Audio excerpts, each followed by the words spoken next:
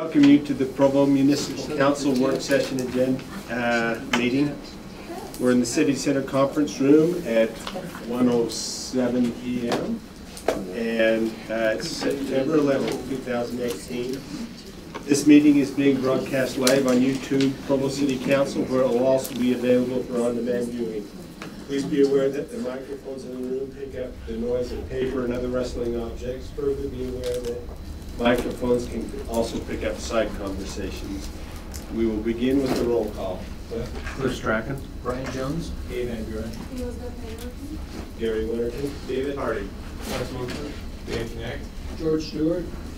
Mayor Capusi. Isaac Paxman. Thank you very much. Gary Calder has been invited to give our invocation.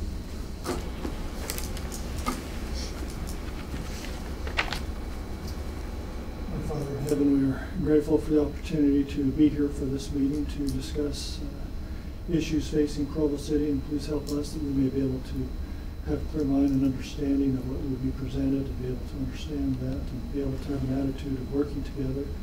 And I say this in the name of Jesus Christ. Amen. Amen. Thank you, Gary. It's proposed that we approve the following minutes: June 5th, 2018 work meeting, August 6th, 2018 work meeting, August 7th, 2018 work meeting, August 21st, 2018 joint meeting with the Provo Airport Board, August 21st, 2018 the work meeting. Are there any changes or objections to these minutes? Okay, seeing no objection, I declare the minutes approved as by unanimous consent. We'll move on to, I better do this first. Before we proceed with the agenda, I'd like to remind those in attendance that although this is a public meeting, only the presenters and those seated at the council table may speak or ask questions unless otherwise allowed by the chair. We will begin with item number 1. And Cliff, we'll turn the time to you. Okay. Brian or Bryce, when you pull it up, there's a new version of the document, of the other document. I got like 5 years of version. So. No, the one you want is the one that Brian just sent in. And I'll shut it down here. Okay. Council, we just wanted to give you a real quick update on the bond process and the progress on it. And then at the end of my presentation, hopefully you'll approve a motion that will approve a statement for the voter information pamphlet. Yeah, it's not working from here. Okay, these are some of the key dates. Most of you, I think, are aware of them. August 23rd, the council approved a ballot question. September 25th is coming up. That's 2 weeks from today. And at that meeting, the council will hear comments from the public for and against the bond, and we'll give you more details on that. The 16th is the deadline for the city. 16th of October is the deadline for the city to send out a voter information pamphlet, and part of the reason for the little discussion we'll have today. And around the 16th of October, the county will send out the voter mail-in ballots to every voter on their registration list. And of course, November 6th is the election. If you mail in a ballot, the postmark deadline is the day before. So if the ballots are going out on or after the 16th, do we really want to be having our deadline that close to it? Do we want to be out on the 14th so that they actually have it in hand maybe the day before they get the ballot? We certainly could. I mean, the thinking was to have it out, go around the same. This is working all night. I think the chart is just showing you when state law requires you to have it sent out by. Right. And so the idea is to have the information go out either before or around the same time, so that people have the information that when they vote, they can take the time to research it and read up on it. And then the city itself is also producing, as part of their Involved magazine, there's going to be an article in there that includes much of the same information. So and that comes out near the end of October. In essence, our voters will have an opportunity to see it twice.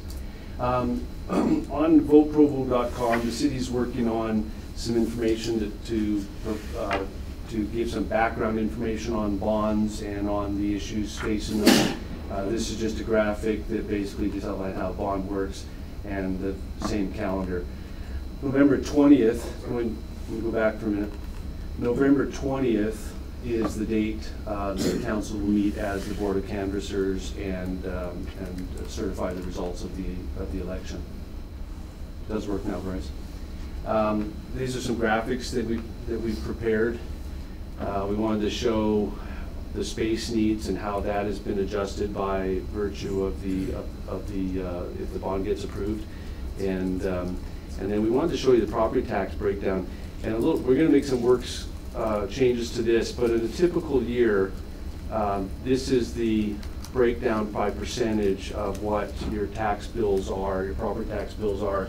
Provo City is only about 17.5% currently of the entire, for every dollar that you pay in property tax in Provo.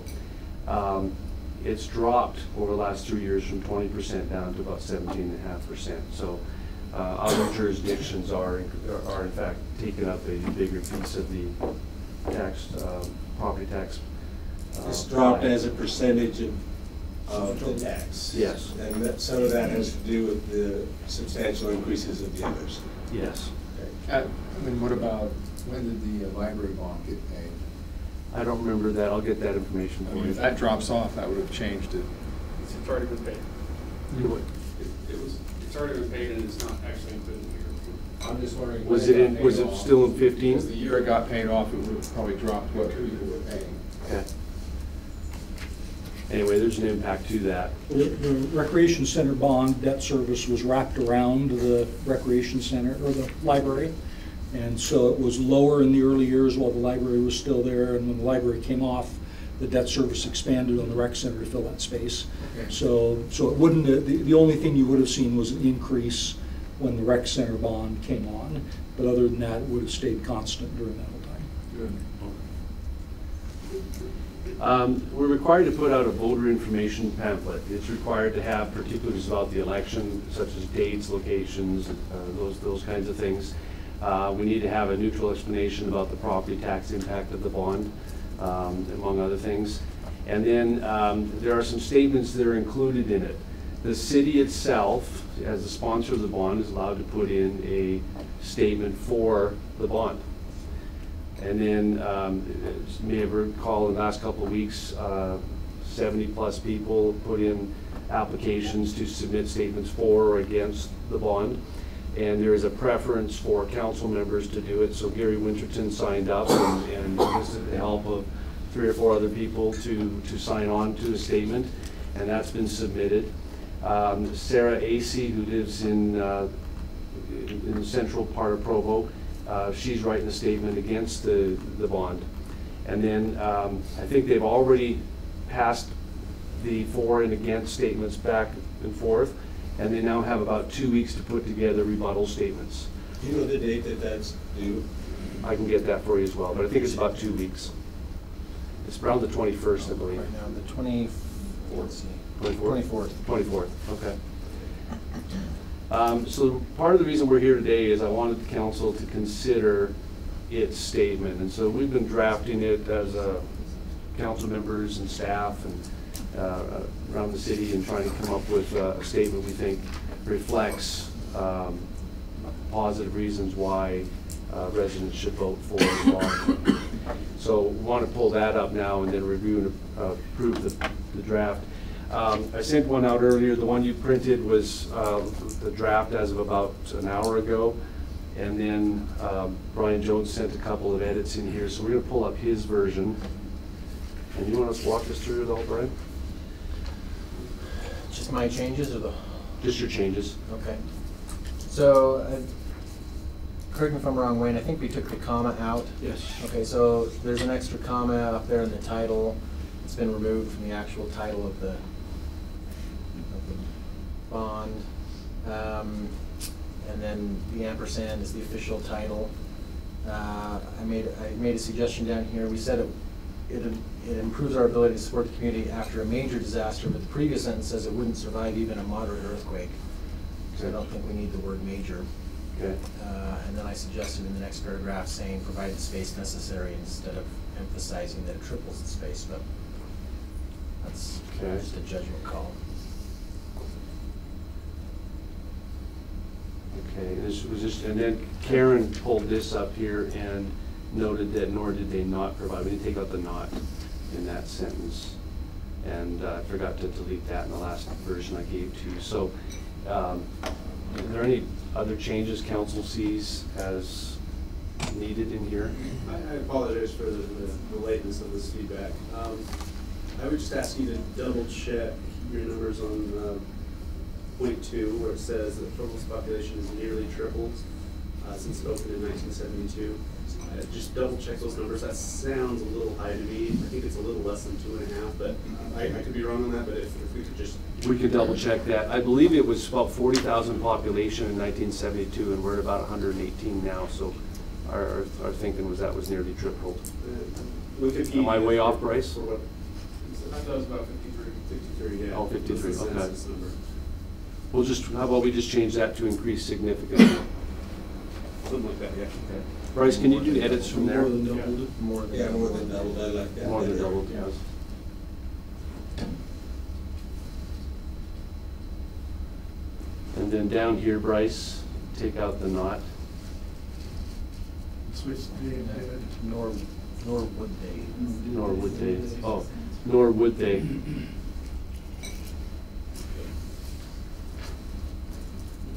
Oh, I do have. Okay. I don't know if that's a sentence. Sentence fragment is what I'm being told. You just, How about a you can just put a semicolon comma. right there? Yeah. Semicolon after building and then make the end small. That first line also, I don't know if that too kind of bothers me just a little bit. Do the project right and do it downtown, Oh, right here? right there.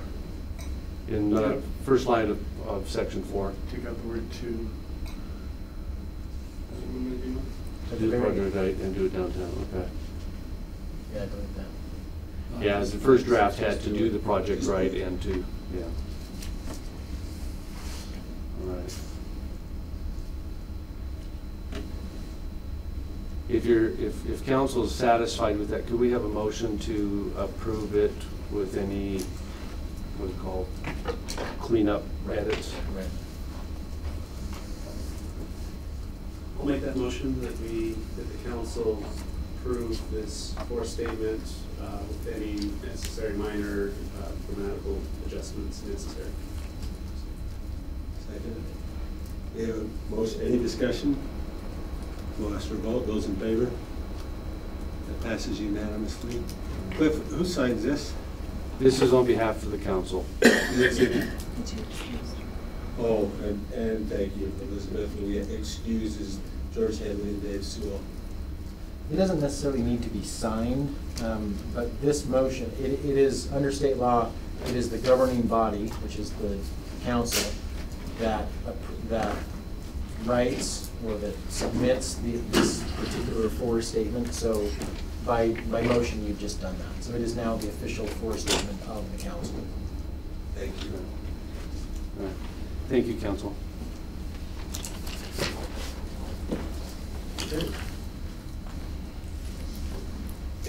Any other comments or questions about Cliff's, the things that we've done here with regard to the bond?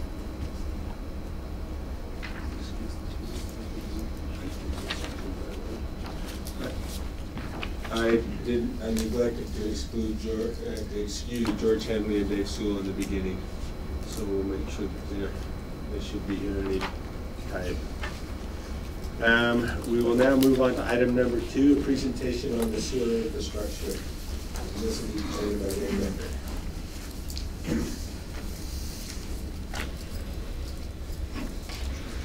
Thank you, Chair Winterton. I can't remember which council member walked in and made a comment about the number of people that we have sitting in the back, but I thought, oh, I'll bet you can't guess what we're talking about today. I'm not going to do introductions because I think we've introduced the group enough, and you may have some questions to some of the people as we go through the presentation. But I'm gonna jump right into the presentation and tell you my purpose today really is there's some very specific reasons that we wanted to come back today. The last presentation, as you may recall, we spent quite a bit of time on capacity issues, pipe issues, particularly on the west side, but not just exclusively on the west side, and kind of veered away a little bit about the conversation of a treatment plant, which had largely been the focus up to that point, up to the previous presentation. But with the meter study that Gary and his staff had conducted since the beginning of the year, we felt like we needed to come back and report that. And today, my hope is that we can paint a complete picture for the council so that they understand the challenges that we have with the treatment plant and pipe projects combined together, and hopefully get some direction from the council as far as proceeding forward. Let me tell you, as far as the information that we're going to present today, and I'm going to ask Jimmy to start handing out a spreadsheet that's kind of the foundation of the presentation, so that you have that when we get into this. The information that he's giving to you, we're going to refer back to the spreadsheet all throughout the presentation, but I want to lay out kind of the ground rules, the foundation that builds this spreadsheet, some basic assumptions. So the first one, the spreadsheet is based on the pay-as-you-go direction that the council has given to us. I know we've talked about some short-term loans, either through the state or otherwise, a variety of loans, whether it's one-time or two loans. But all of those options stem from the foundation, the very basic assumption, and the basic assumption is the pay-as-you-go option. We've also assumed that we're going to build a treatment plant, a new treatment plant on the east side at the existing treatment plant location. The west side master lift station would be built near the airport, and both of those items would require a parallel 36-inch line to be built from the west side running back to the east to the existing treatment plant. Please. Do either of those things have anything to do with the placement of the plant? They do, and we'll talk about, as we talk about options outside of this foundation, interestingly enough, the west side, building the treatment plant out by the airport, does not significantly change the numbers because we exchanged a couple of pipe projects, and it's rather interesting that the numbers are quite close. And that's why we decided not to throw a bunch of options right off the bat to the council. So again, we're going to kind of focus on some basic assumptions here. And then if we want to talk about options and how the numbers may change depending on which site we finally select for a treatment plant, we can get into a little bit of detail. I guess, and that's the detail, I guess, but the master lift station, we still need a west side lift station no matter what. Well, if the treatment plant was built out by the airport, we would still need a lift station to get it into the treatment plant, but we would not be pumping. Under these assumptions, that master lift station that's built by the airport would be pushing it back to the existing treatment plant. So for 2 or 3 miles back to the east, you've got to size a pump, you've got to size the force main. Everything has to be sized to get back to the existing treatment plant. There would be a lift station because we would be 25 feet or so in the ground with our pipe system at that point. And your treatment plant is largely built at the surface, not completely, but you've still got to get it into your treatment plant. So you'll have to pick up the waste and get it into a treatment plant. It's certainly not the power cost by any means. We also made 2 other assumptions, and these are important assumptions from the financial perspective. The impact revenue increase we have anticipated in our forecast, and this has been consistent throughout our discussions with the council. We've anticipated about a double in the increase in impact fees for sewer. I know that's a conversation that may need to be delayed, but that's one assumption that you need to keep in mind. We've also sensed, and we'll talk a little bit more detail about this last assumption, need to accelerate some of the pipe projects because of capacity issues. And again, our intent today is to give you a little bit of an update, kind of finalize what we saw in the metering study, give some ideas of what kind of development could happen, particularly on the west side, but it will still be very limited, dependent upon our pipe projects. If I get this to work. So the spreadsheet that I handed out looks something similar to this, and I know I'm running some risk here in handing you kind of a final answer, and you're going to spend a lot of time looking at maybe some of the data on the spreadsheet. But I want to make sure that you understand the spreadsheet. That's why we handed you the spreadsheet, so that we can explain it to you. There's 4 colors on the spreadsheet, and there's 4 areas that we're trying to really anticipate financially in the utility fund. So the first area that we're going to talk about is right at the top of the spreadsheet. It's in the yellow color or the gold color, and it's regarding a new treatment plant. And the money that we have previously indicated to the council that we would start setting aside. We actually started that a couple of fiscal years ago. We have up to, right now, we have about $7.8 million in the current fiscal year that is set aside for a new treatment plant. And you can see in each of the fiscal years going out well into the 40s, 2040, it's not shown on the spreadsheet, only till 2030, but each of those fiscal years, we set aside a certain amount of money for a new treatment plant. We get to the point where, I think it's in 2025, we are setting aside $10 million each year for treatment, for the treatment plant.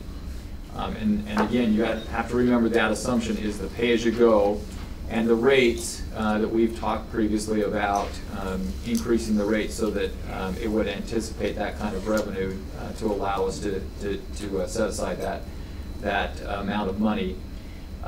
This is on the slide presentation, this is a layout of a potential treatment plant at the existing treatment plant. It's a little bit of a difficult map to read, but in the darker colors, our existing treatment plant is overlaid by a phased approach to a new treatment plant. You can see it's a much smaller footprint, which would be anticipated.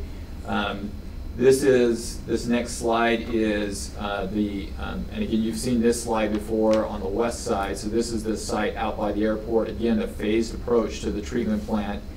In both cases, we would recommend to the council that we build a state-of-the-art treatment. It would not just be a treatment that would deal with phosphorus. We would be dealing with all nutrients, potentially pharmaceuticals, other contaminants that we feel like will be regulated in the near future at some point, whether through the state or the national EPA. We feel like we need to take a pretty major step forward with our treatment process. And many of the numbers that you're seeing on the spreadsheet come from this table right here. And again, I don't want to vary too much from the options. I don't want to spend too much time today talking about options, but I will remind the council we did talk about a smaller treatment plant, a 2.5 MGD treatment plant, likely only on the west side. That would probably be the only place that we would build a smaller treatment plant. And it would likely be in response to development pressure that the city may want to adjust for. Financially, that 2.5 MGD plant does not alter the plan significantly, and so we don't focus, again, we're not focusing too much on the options today. We're trying to keep it pretty basic and straightforward here. So I'm going to shift gears now. So unless there's any questions in that category, that's the first category on the spreadsheet that you received. Question. Please. So it says phase 2 on this chart goes out to 20, 25, 30, all of a sudden 50 million pops up. So is that a bond, or what do you do for phase 2? The pay-as-you-go is still accounting for 10 million, so that the 50 million is probably a 5-year gap on the spreadsheet. If you look, it's up at the top, it's 25 to 30.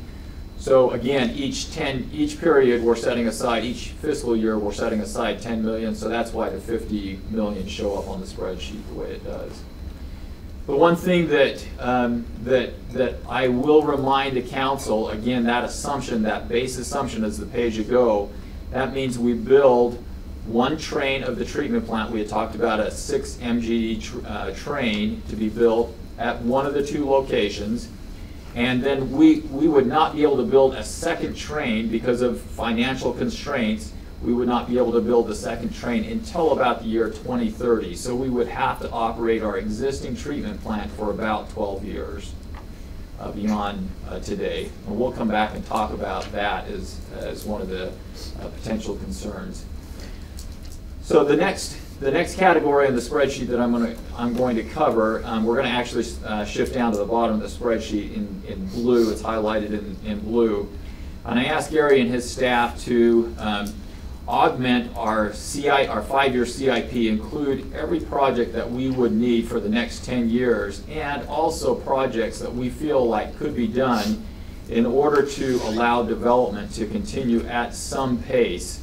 Whether it's on the east side or the west side, and we'll talk a little bit about these projects. And I'm gonna shift to a map here, and I think, Jimmy, do we have hard copies of these maps?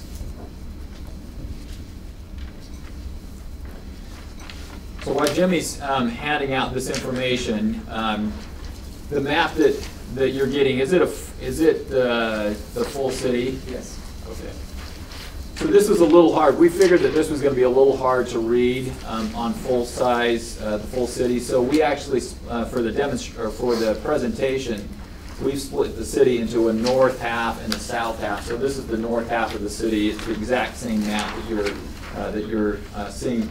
But I want to talk about a couple of specific projects. And the first one that I'm going to talk about is project number 4, which is right here. This is over on 2770 West on the west side. And right now our sewer on this street, it runs west past this elementary school right here, runs over to Lakeshore Drive, and then it turns south on Lakeshore Drive and goes down to the Skipper Bay lift station. And Skipper Bay was one of the lift stations that we were starting to run out. In fact, we're very close to running out of capacity based on our meter study.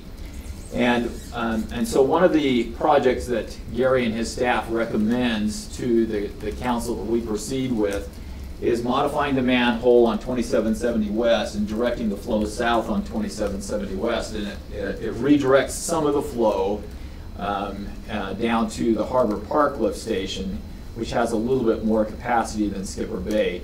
It would allow development to continue in the northwest part of the city, up here north of the high school or around the high school area, because right now that area discharges into Lakeshore Drive and down into the Skipper Bay lift station.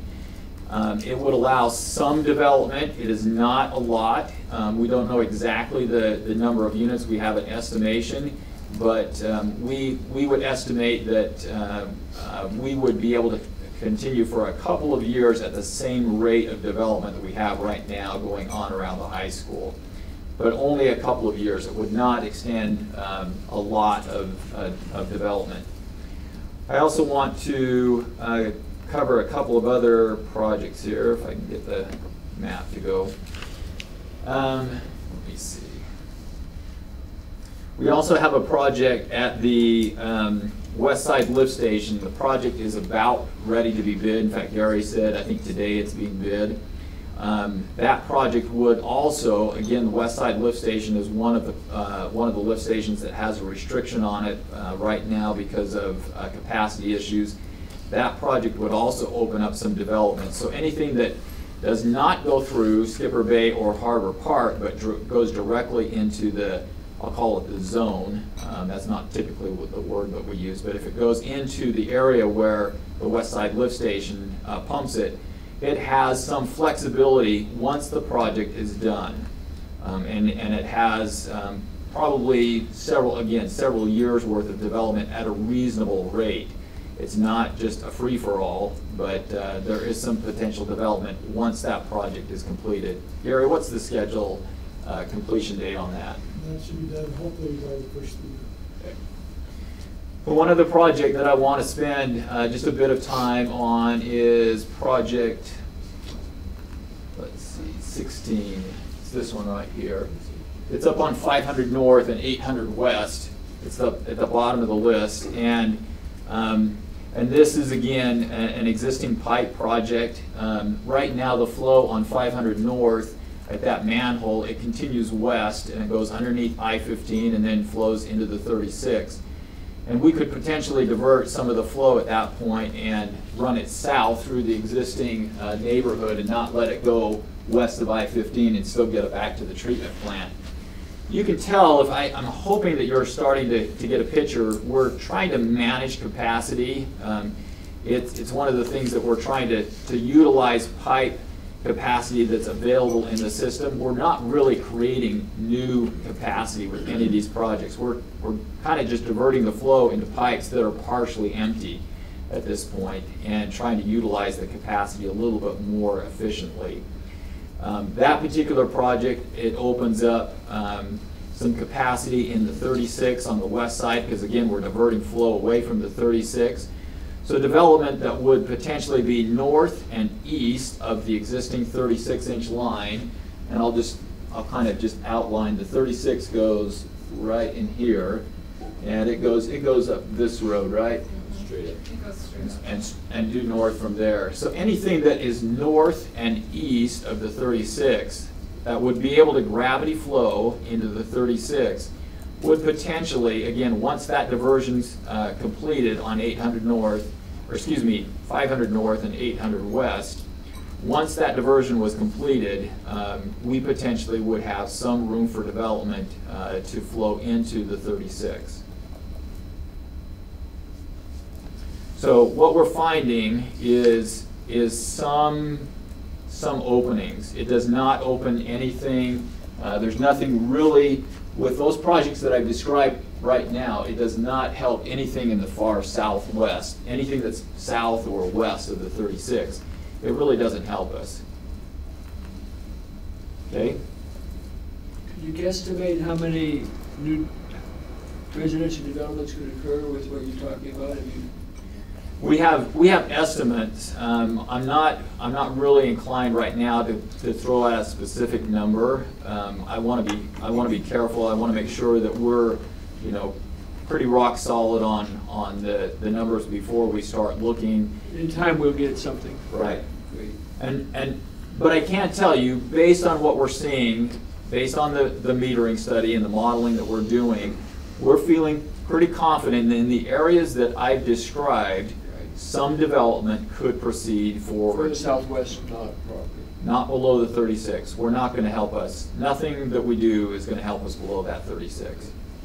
And even in some of the areas, like north of the high school, it's going to be much more moderate. The projects that we're talking about, it's going to help, but not nearly as much as some of the other diversions. I think it would be unfortunate if we overestimate what we can do. I think it would be much better to underestimate or be conservative in our estimates. One of the things that the staff already knows this, but I think it's important to mention to the council, as these projects get done, we are going to have to be very diligent in monitoring the system. So the meter study that we just completed, I would recommend doing that semi-annually, maybe even annually, and keep a really close eye on flows. The projects, the reason I'm saying that, the projects that I've skipped, I haven't spent a lot of time just because of the presentation limitation. I haven't spent a lot of time on I&I projects that are on this list. And I should mention that the I&I projects, they're basically going up into areas where we know we have a groundwater infiltration. It's leaking into our system. And we're going to go, Chris, someplace Chris is in the back there, Chris and his crew have done a really good job in sealing some of these areas. But we've identified some others that need to have some work on. And once those are done, we're not really going to be able to tell how much capacity is opened up by eliminating groundwater until we know how much groundwater has been eliminated. So until the project's done, and until we put a meter in there and say, let's watch it through an irrigation season or through the spring, we're not going to be able to know how many homes that project that Chris just completed really represents. Please. Dave, since our metering's been in the season we're in now, which is, I guess, defined as a drought season, how will that affect if we all of a sudden started into a wet season, just not spring, but more wet season for the year? How would that affect the I&I on those? So you have to remember the base assumption in the presentation that Gary and his staff did last week. We took the meter results and we felt like we did not have really good I&I information. So what we did is we went back to the flows that we saw in 2011 and we put in the I&I flows in 2011 based on our flows that we read in the meter study. Now, that's not the worst case scenario, but we felt like that was a pretty strong year for I&I. There was a lot of inflow and infiltration happening in 2011. So we feel like we've got a pretty strong safety factor built into the modeling. Would anybody add, anybody in the back add anything different there? Please. We have, as you manage these flows, are we doing things that we would not normally do to create more capacity, or are these things that we're probably going to have to do anyway? I'm not sure that, I mean, the I&I issues that are on the list, we would definitely do those. Some of the diversions that we're talking about, we probably, depending on where we were at as far as, particularly our pipe projects, if we were a little bit further ahead as far as capacity on the west side, we may not be doing some of the diversions that we're talking about. Particularly the one on 800 North and 500 West. You know, if the decision, in fact, if the decision, we will do that diversion with the idea that it could be removed and reversed at some point. Because if the decision's made to build the treatment plant on the west side, we'd actually prefer to have the flow continue west on 500 North and get underneath I-15. So that's an example of a project that we're truly managing capacity. We're doing something, we're trying to use capacity in the neighborhoods that are south of that point that have some available capacity, and it's mostly to open up development on the west side. With that being said, if we're dealing with having to redo all of that construction versus having to pay some interest on a bond, I mean, construction costs are very expensive. Where would we go? Are you going to come back with recommendations to where to balance that? We are. You're jumping a little bit ahead. Okay, sorry. It's okay. It's okay. So I think that kind of covers, that's very quickly covering the projects on the existing pipe system. And again, we've tried to make a complete list here, and you can read through if you've got any questions in the projects in the blue. So I'm going to shift gears again back to the list, and we're going to go to the orange or rust color let me make sure that I've got the right one here. The rust color that's right above the blue, we're going to talk just a little bit. I call this the Horrocks Pipe Project. So this is the information, this is the map that you've seen back in March. And you've seen it several times, and the schedule that was originally presented to the staff, and we presented it to the city council. We are feeling, again, mostly from development issues. We have, in the spreadsheet that you have today, we have accelerated the construction schedule to get all of the pipe work done by 2022. In the previous examples, the previous presentations that we've given to the council, that project went out to 2025. And so financially, I'll hand these out now. These are done. This sheet, a little easier to see. Thank you, Jimmy. So financially, it will make an impact if we accelerate the project. Now, the reason that we're feeling the potential need for accelerating the projects. Let me give you an example. If I go back and talk again about the area around the high school, we can do some pipe projects in the existing pipes, and I specifically spent some time detailing what we would do up there near Lakeshore Drive and 2770 West, because it would allow some development, but again, only a couple of years. And if we followed the original schedule that Horrocks had laid out and I gave to the city council, we would not be able to open the northwest corner of the city up for full development, if you want to say it that way, until 2025, because we would simply not have a pipe and a treatment plant in place by that time. So the city would have to be willing to say at some point we'll be right back in the position that we feel like we're in right now, where we're saying no to development on the west side.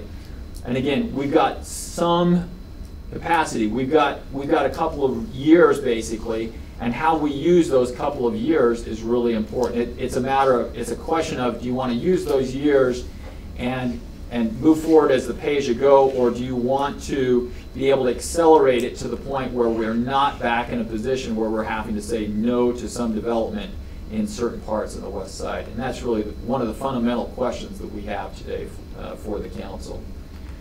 So again, the basis of the spreadsheet that you've received today is an accelerated schedule, and you can see how we accelerate the schedule for what I'll call the trunk line on the Horrocks pipe projects.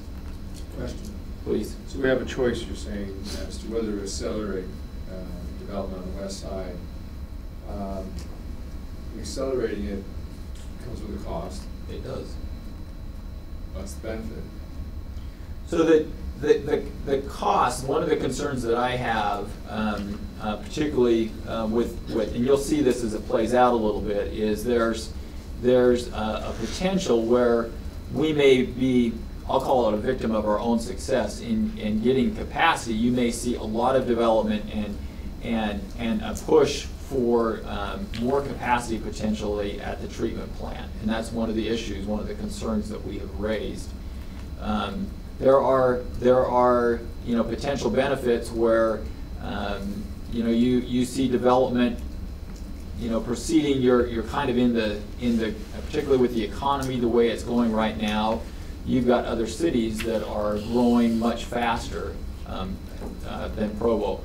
But you need to be able to balance that out. That's why I'm laying the information out the way I am, is so that you kind of understand the pros and cons of getting the capacity, whether it's at the treatment plant or the pipe, and you can kind of see the whole picture here.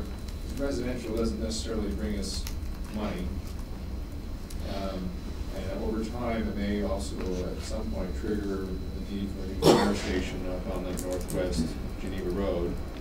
So there's expenses, and hopefully we find a way to capture that sales tax in Provo by having a new grocery store on the west side or something. So I'm looking at the economics of it. The one thing that you have to be careful in commercial, whether it's a grocery store or other commercial that potentially could come with development on the west side, they're going to be from a wastewater capacity, they're going to be in the exact same boat that residential will be in. And so if we're in an area where we don't have a lot of capacity, again, the northwest corner of the city, yes, there's a couple of projects where we can get some development, but it's going to be a fairly limited amount. So are we keeping enough capacity in reserve, so if someone says, I'm ready to put in a grocery store, we say we have capacity? In some areas, we would not have that capacity today. What about 7th Street and Geneva Road? So if it is in the area where it goes directly into the west side lift station or into the 36, the two projects that I specifically talked about, the west side lift station improvements or the diversion on 500 North, they would allow some capacity in those areas. I'd like to amplify on what David said, and that's the fact that I'm not concerned at all that we're going slower in residential. Again, it doesn't pay for itself. It helps developers only, quite frankly, from the standpoint of economics. So I would hope that we're not so concerned about development in the west side that we spend a lot of money so developers can make a lot of money. And that's kind of crass, but that's really what happens. It's actually one of the fundamental questions that we're asking today, so please. I think I've said all along on in West Provo, you know, I think we need to get a good plan in place, but that plan shouldn't be too rushed to develop, particularly haphazardly. Let me just say though, as we're talking about housing affordability in the city, not building new housing units definitely pushes up the pressures on that. So it's not solely for developers, but yeah, there's. And I also understand the concept of a residential place not paying for the services that it renders, that it receives, but is a job that a person that lives in that house counted into that service? I just wonder where, I get the dollars, bottom line is, they're not paying for their garbage, their water, their sewer, and those things. And is it offset by the amount, okay, I got a job, I am increasing sales tax in the community if I buy my things in Provo. Where does that come in? Probably one grocery store does, well, you would look at sales tax for one grocery store that does pretty well would be pretty small compared to the cost of development. And that's what I wonder. I was wondering if we had more than one grocery store, but that's really all we're talking about. Quite frankly, at this time. But if somebody's also living, they can do the grocery store, but and they're working in if they're working in Provo. They're probably shopping at Walmart and Orange. Well, but they're working in Provo and they're getting money in Provo. Is that included? Yeah, you don't know. You're right. We're hoping that they work in Provo, and that's the other side of the equation, is how many jobs, good paying jobs. Yeah, that's what I'm wondering, if we've really done a look at that. And I think, again, that's an important piece of the puzzle. I would emphasize not to look at the presentation just solely on residential development. I mean, Duncan Aviation is a good example of what we're trying to provide capacity for. And there may be other, whether it's airport, retail, some other commercial business that may end up out there. They're going to be, from a wastewater capacity standpoint, we don't care what it is. You know, there's a very limited amount of capacity right now on the west side. So I've spent enough time, and again, I think you've got a hard copy of the accelerated schedule for the Horrocks pipe projects. The last category, and I'm going to shift gears here just so that we leave some time for the final discussion. The last category in the spreadsheet that I want to describe is projects that need to be done at the existing treatment plant. So remember, as we laid out the foundation for this spreadsheet, we would build potentially a 6 MGD treatment plant, 1 train, and then we would have to operate the existing treatment plant for an extended period of time, roughly 12 years. It may actually be just a tad longer than that. And this is a list of projects at the treatment plant. It was generated from Corey and his group. And I have to tell you, one of the things that really happened since our last presentation, and Mark can certainly speak up here, but Mark expressed some, Mark Ogren's in the back here, he's our treatment plant manager, he expressed some real reservations about this plan moving forward. Mostly about the condition of the plant. I think you know, our plant has kind of been a little bit on the shoestring for a number of years, for a long period of time. And the feeling of, hey, we're gonna do $1 million, no more than $1 million of improvements each year for the next 12 years, has Mark pretty nervous. And I think that conversation, along with one other piece of the puzzle that I need to explain to you, has led me to ask a series of questions of the state. So one of the things that I have been a little bit surprised about, when I first started here, the average flow at the treatment plant was up around 15 to 16 MGD. And every time we had a conversation about master plans or anything, that was the number being thrown around, 15 MGD, 16 MGD. And each year that number has come down. Right now our average flow is around 12 MGD, Mark? Yeah, that's accurate. So, and part of that is I&I, it may be drought related. There's a number of factors that may be playing into that. But we are fairly confident right now that our flow is around 12 MGD. So one of the things, when I started hearing Mark's concern, one of the things that came to my mind was, do we need, is there a reason to look at an option to build 2 trains? And we probably wouldn't put 2 6 MGD plant or 2 trains in to just barely meet our capacity. We would probably augment them to a 7 or 8 MGD train. So we would build 2 trains, and basically once those 2 trains are done, we would mothball, we would terminate the use of our existing treatment plant. Potentially, if we did that, and again this goes into the conversation about going out for a loan, potentially in the year 2022, 2023, if we accelerated that, even if it was that part of the project, we could terminate the use of our existing treatment plant by that date. And there's some real benefits to that. How big a bond?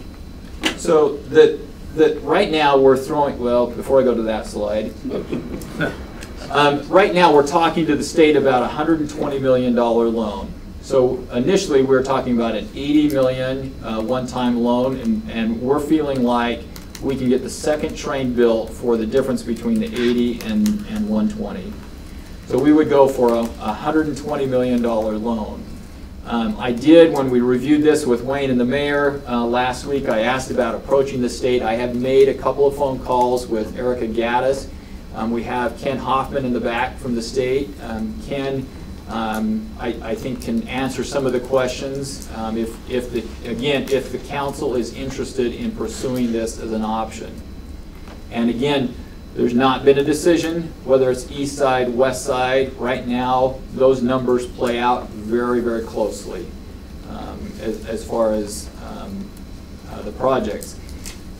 I think one of the main questions, though, is do we go just for the treatment plant? Do we let the west side go? And I've heard a variety of opinions, and I think that's one of the primary questions that we need some direction from the council is, do we approach this as a complete accelerated project, get the treatment plant and all the trunk lines done at the same time?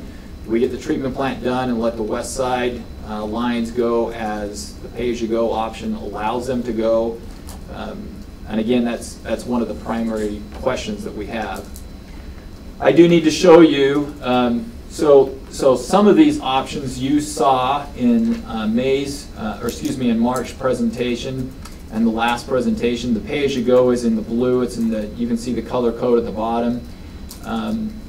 And this is the, Jimmy, is this the exact same chart?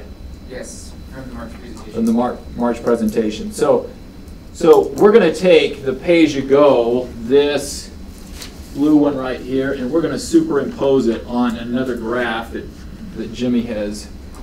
So the blue one is now turned into this gray line right there. So that gray is the exact same presentation as the pay-as-you-go. And then I asked Jimmy to go in and say, if we accelerated both the treatment plant and the projects, the Horrocks projects at the timelines that we have laid out, what does pay-as-you-go look like now? There's the blue, pay-as-you-go as we've laid out. Here's a one-time 5-year return on the $80 million. And again, that's still accelerating pipe and treatment plant, but this option still requires us to operate our existing treatment plant for 12 years, roughly 12 years. And then if we went to the state and asked about a $120 million loan, that's what the rates look like, and that's a 10-year payback. I actually asked Jimmy to look at a 15-year payback, thinking that it would help the rates, lower the rates substantially. It actually didn't. It made about a $2 a month difference. And I was rather surprised. So, Jimmy, do you want to add anything on that chart? So it adds about $10 a month, go from 120 million. Yep. Okay. So on the spreadsheet that you have, if you look right at the very top of the spreadsheet, there is a pay-as-you-go line. And then there's another line. Is it below it, Jimmy? This is revenue, then average rate in March presentation, and then average monthly rate, which would be in this current option. But that's the pay-as-you-go option, right? Yes. So Jimmy's going to hand out one other spreadsheet on the $120 million option. Big, $120, are we talking bond or loan? And there's a difference, maybe on interest rates and. It's a loan that comes through the state revolving loan. And again, Ken may be able to answer some of the questions if you have any questions on this, but it's state funding. Cities oftentimes go to the state and say, hey, we have this wastewater project. You've seen, in fact, we've seen kind of an accelerated list of projects that the state is dealing with. But my conversations with Erica, she tends to think that our project, mostly because we're not relying on our existing treatment plant and modifying our current process. We're basically saying our current process isn't even close to being up to date, and we're going to mothball our current process. We're going to build a brand new treatment plant. It's going to be state of the art. This is what you see in Arizona, California, all the new treatment plants being built. And we're going to take a giant leap forward as far as treatment. It's not dealing just in phosphorus. It's getting the water as close to drinking water standards as we possibly can. You talked about if you had any questions on this, just a couple. So is this all inclusive, meaning when we were talking about the 5-year loan, we would run it for another 12 years, we'd be investing $1 million a year for 12 years. That's included in this? That is. And then the other thing is, as we saw past times, we would take it out to 2050 or whatever, but at 2050 there was large differences between them. One we're still paying debt on, and others we weren't. At 2050, are these all fairly equivalent? Yeah, you'll notice these are all paid out by 2050. The difference in all of these that you're seeing down here, you're going to see your revenue, because you're still going to be in this mode of producing $10 million a year for a treatment plant. Your revenue is going to be that high. So your fund balance is going to be very high. I think in every single one of these cases, we have a pretty substantial fund balance at the end of this period. Yes, and they're all pretty equivalent. They're all, I've tried to keep them as close together as possible. Okay.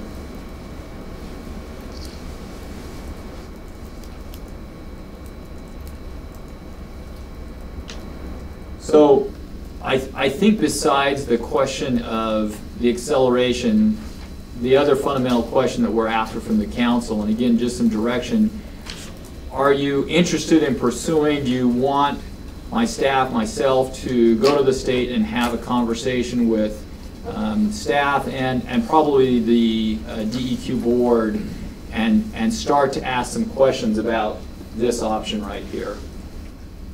Why wouldn't you? Because if you look at the total cost, it's $10 million less over the lifetime. It's only 1 year that you increase the rate by $22. Then the rate actually is cheaper in other years. I mean, it's like a no-brainer looking at these two charts. I see those two spikes in purple and red. I see a lot of discontent with the public. And the green looks more gradual, and as George just pointed out, there's other factors. So I would be inclined to go with the $120 million one from the state. Well, let me make sure that you understand. Some of these spikes in the red and the blue are coming from the accelerated process that we're laying out in the presentation. So it kind of goes back to the question of, do you want to accelerate both the treatment plant and the pipes? by not accelerating the pipes, you may soften some of the blow. I mean, I'm not arguing one way or another here. I'm just trying to make sure that everybody understands where those spikes come from. We don't have a graph showing a non-accelerated rate, or what it would look like. The closest we have, it would be the March. Great one. That's where That's the pay-as-you-go. That's the pay-as-you-go with most of the projects being completed in 2025. Okay. And again, the assumption is you have to be willing in some parts of the city, particularly on the west side, you're going to have to be willing just to say no development for 5 years or so. Please. So let me think out loud and correct me if my thinking is wrong. And again, I'm not even sure where I'm going to end up on this, but basically comparing the gray against the others, we're saying in order to enable and facilitate accelerated development in west side of Provo, we're asking every resident across the city, I'm looking at the difference between $75 and $105. We're basically asking them to pitch in an additional $30 per month to facilitate accelerated development in West Provo. If you're making the comparison between the gray and the blue or the red, yes. That's a pretty heavy ask. It's to retire the plant more than to accelerate development, isn't it? No. The difference here. Yes, it is. It is. No. That is a good point. Again, we have not split out. We don't have a chart that says, hey, do the pipe projects on the pay-as-you-go, but let's accelerate the treatment plant. So those spikes come for two different reasons. We're accelerating the plant and we're accelerating the pipe projects. In other words, because we're accelerating to facilitate and accommodate more growth sooner on the west side, we're going to pay a premium. Well, your treatment plant, if you accelerated your treatment plant and built 2 trains just so that you could mothball the existing treatment plant, but you did not build the pipe system to the treatment plant, you're not accelerating development in that scenario. You're just accelerating the treatment plant just so that you can stop, the operation of the existing treatment plant. So there's no benefit to development by accelerating the treatment plant. But this second sheet we got accelerates both. Yes. So that's what I thought. And the graphs that you're seeing accelerate both. Okay, good. Please. You factored in the impact fees in the earlier analysis. Does that not mean you still have you have to use those up within 6 years? The only way you get impact fees is by having developments? Yes, and you have to be doing projects that are development, that are impact fee eligible. Yes. But a portion of the plant is impact fee eligible, and obviously the pipe systems, the trunk line that we're building, the Horrocks pipe, those are all eligible. Right. So, but it sounds to me like the enabling development on the west side is part of what helps keep the overall cost down. So we kind of have to accelerate. In our assumptions on the impact fees, we have doubled approximately from our last 4 years average. So that would either be through doubling of the number of homes that are developments, or a change in the rate. So it could, if we did both, then it would have an even bigger impact and lower the amount we would have to raise the rates. Just so you know what assumptions we made. I just think it's important to recognize that it's not an either or. It kind of is an either or, but if you try to do it without accepting growth on the west or new developments, you're not going to get that savings that you can attribute to the impact fees. Okay. So I think for me it would be helpful to see some numbers, see some graphs that look at the $125 million loan, but without accelerating. I mean, we're talking 3 years, finish in 2022 or finish in 2025. So if we took out that acceleration, what the graphs or what the numbers would look like, that would be helpful to me. We can do that.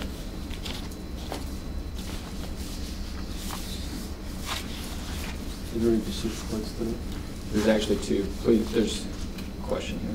So Dave, help me understand, as we've had those discussions on impact fees, what's eligible. So the upgrade of the lines we're talking about here, we're saying we can't develop until those lines are upgraded.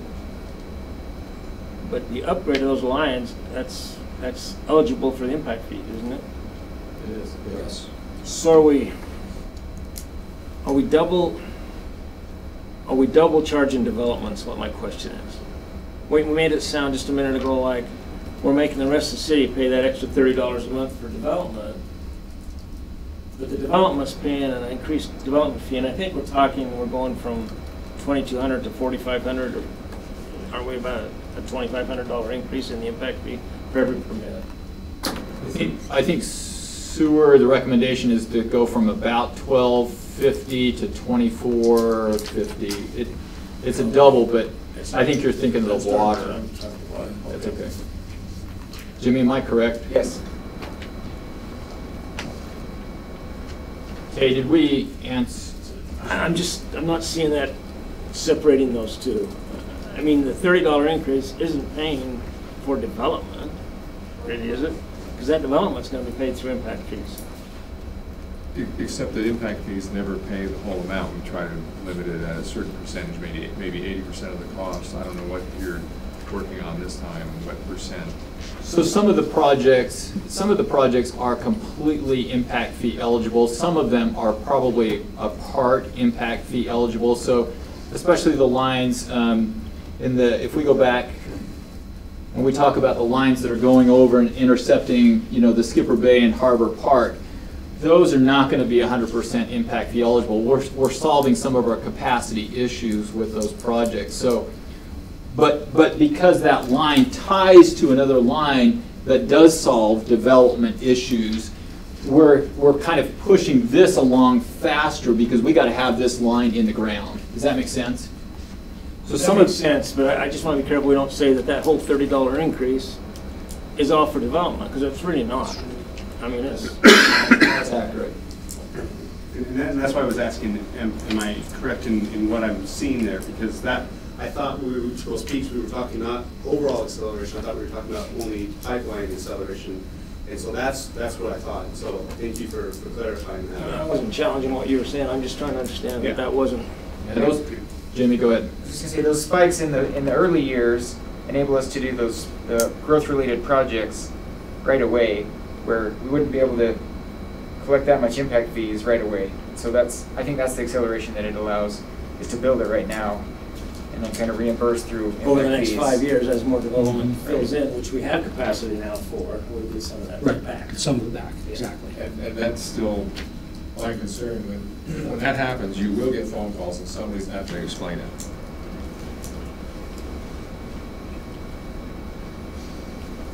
So I did ask a couple of decision points, two basic directions that we need from the council today. And then I did hear one request for this graph to be modified and accelerate the treatment plant, but take the accelerated pipe version out of it and show the same graphs with that difference. And so I know Jimmy wrote that down. We'll get that information to the council members. As far as direction from the council, does the council want the staff to at least have some conversation, go to the state board? Do we continue to pursue that option with the state? So that's the first question. That we need some direction, and then I think overall we just need maybe some direction from the council as a whole relative to Westside development. Do we put this in a package where we accelerate both? Does the council rather just let's see what the treatment plant looks like? Do you want to see the information that's been requested before some direction? And I'm not expecting that direction today, but that is really a fundamental question that we're trying to get from the council, is how fast you want to move on the west side. So my thoughts on that, I struggle pouring in $12 million into a plant that's going to be decommissioned. So I think that's probably one of the biggest reasons I'm interested in the $120 million. I am interested in seeing those charts, not just for do we want an accelerator or not, but also how that plays out on the 80 versus 120. If those peaks come down from just decelerating and bleeding in 2025, those pipes, you know, maybe the 80 is a little bit more attractive. So for me, I feel like I could give you that feedback, you know, within a few days of receiving that updated. But that's kind of where I'm at. I'm kind of leaning towards the 120 just because I feel like it saves on putting money in on something that isn't going to be useful after a while. And yeah, I would like to see that. One thing that I need to point out, and this goes back to the potential site selection location. If we got the direction from the council to pursue this and it played out, and the site selection, which was the recommended site out on the west side, if we decide to stick with that site, we would have to build, we would almost be forced to build the pipes in not only in the Horrocks, but the remaining pipes that are part of that west side. We would almost be forced because you're building your 12 to 14, 16 MGD plant out where you don't have a pipe to deliver it to anyway. So you've got to have the pipe capacity to get it to the west side pipe. So keep that in mind as you consider the accelerated versions. You know, the site selection does play, you know, a role in accelerating the pipes as well. One more question.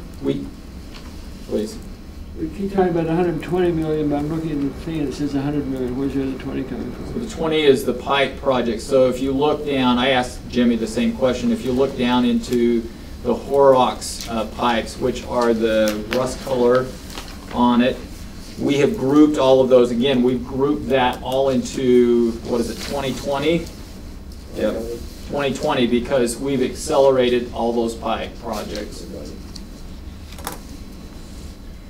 So Cliff asked me a question about coming back. If I could make a recommendation, in the conversations that I've had with Erica Gaddis, she has made a comment about potentially going to either the I think it's called the DEQ board, or the Water Quality Board. It's toward the end of the month. I think it's the 26th or the 27th of September. Whether we go formally or whether we go informally, she felt like it would be important for the board to hear where Provo's at. And she's been reporting, she's been, you know, saying, hey, you know, Provo's interested in an $80 million loan. But in my conversations with her this week, she suggested and recommended having somebody actually come from the city and give the board an update, and it would probably give them a much better feel for where we're at.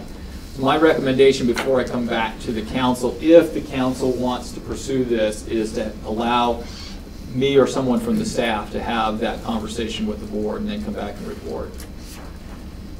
Okay. So part of this is the critical decision of whether we're going to build east or west. Absolutely. That changes a lot of what we're doing in the pipes and maybe what happens on the west side development and how much money we need at that particular times.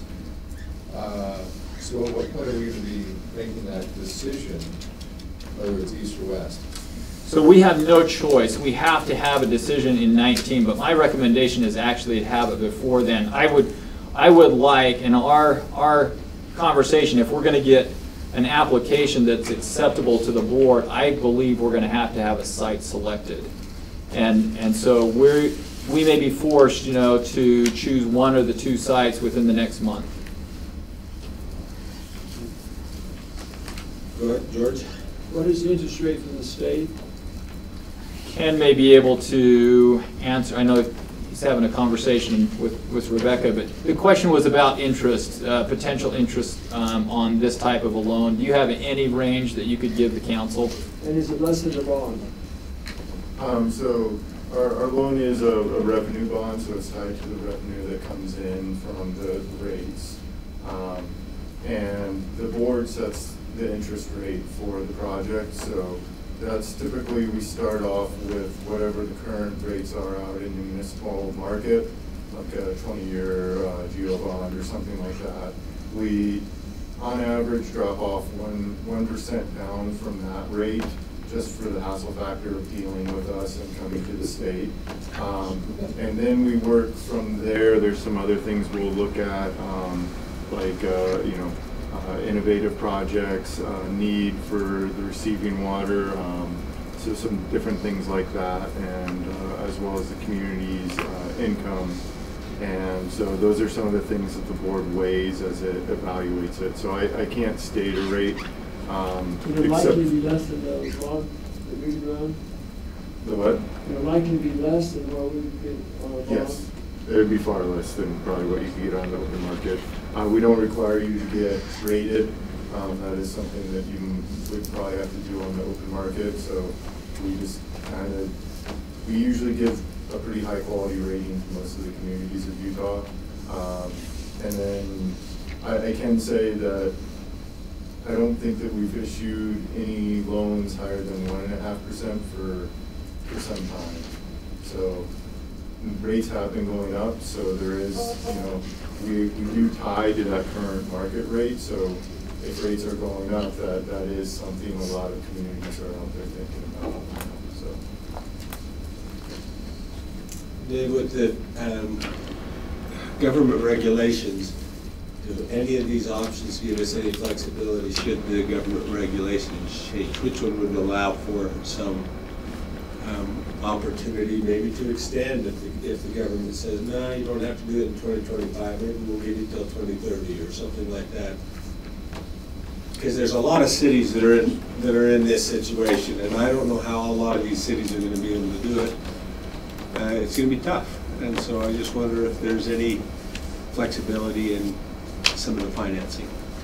So in the option that we're talking about, where we go and build a plant to basically replace our existing treatment plant, it won't have a lot of, we would build a third 8 MGD plant or train next to it for build out, but we wouldn't probably do that for a number of years. It would be well down the road.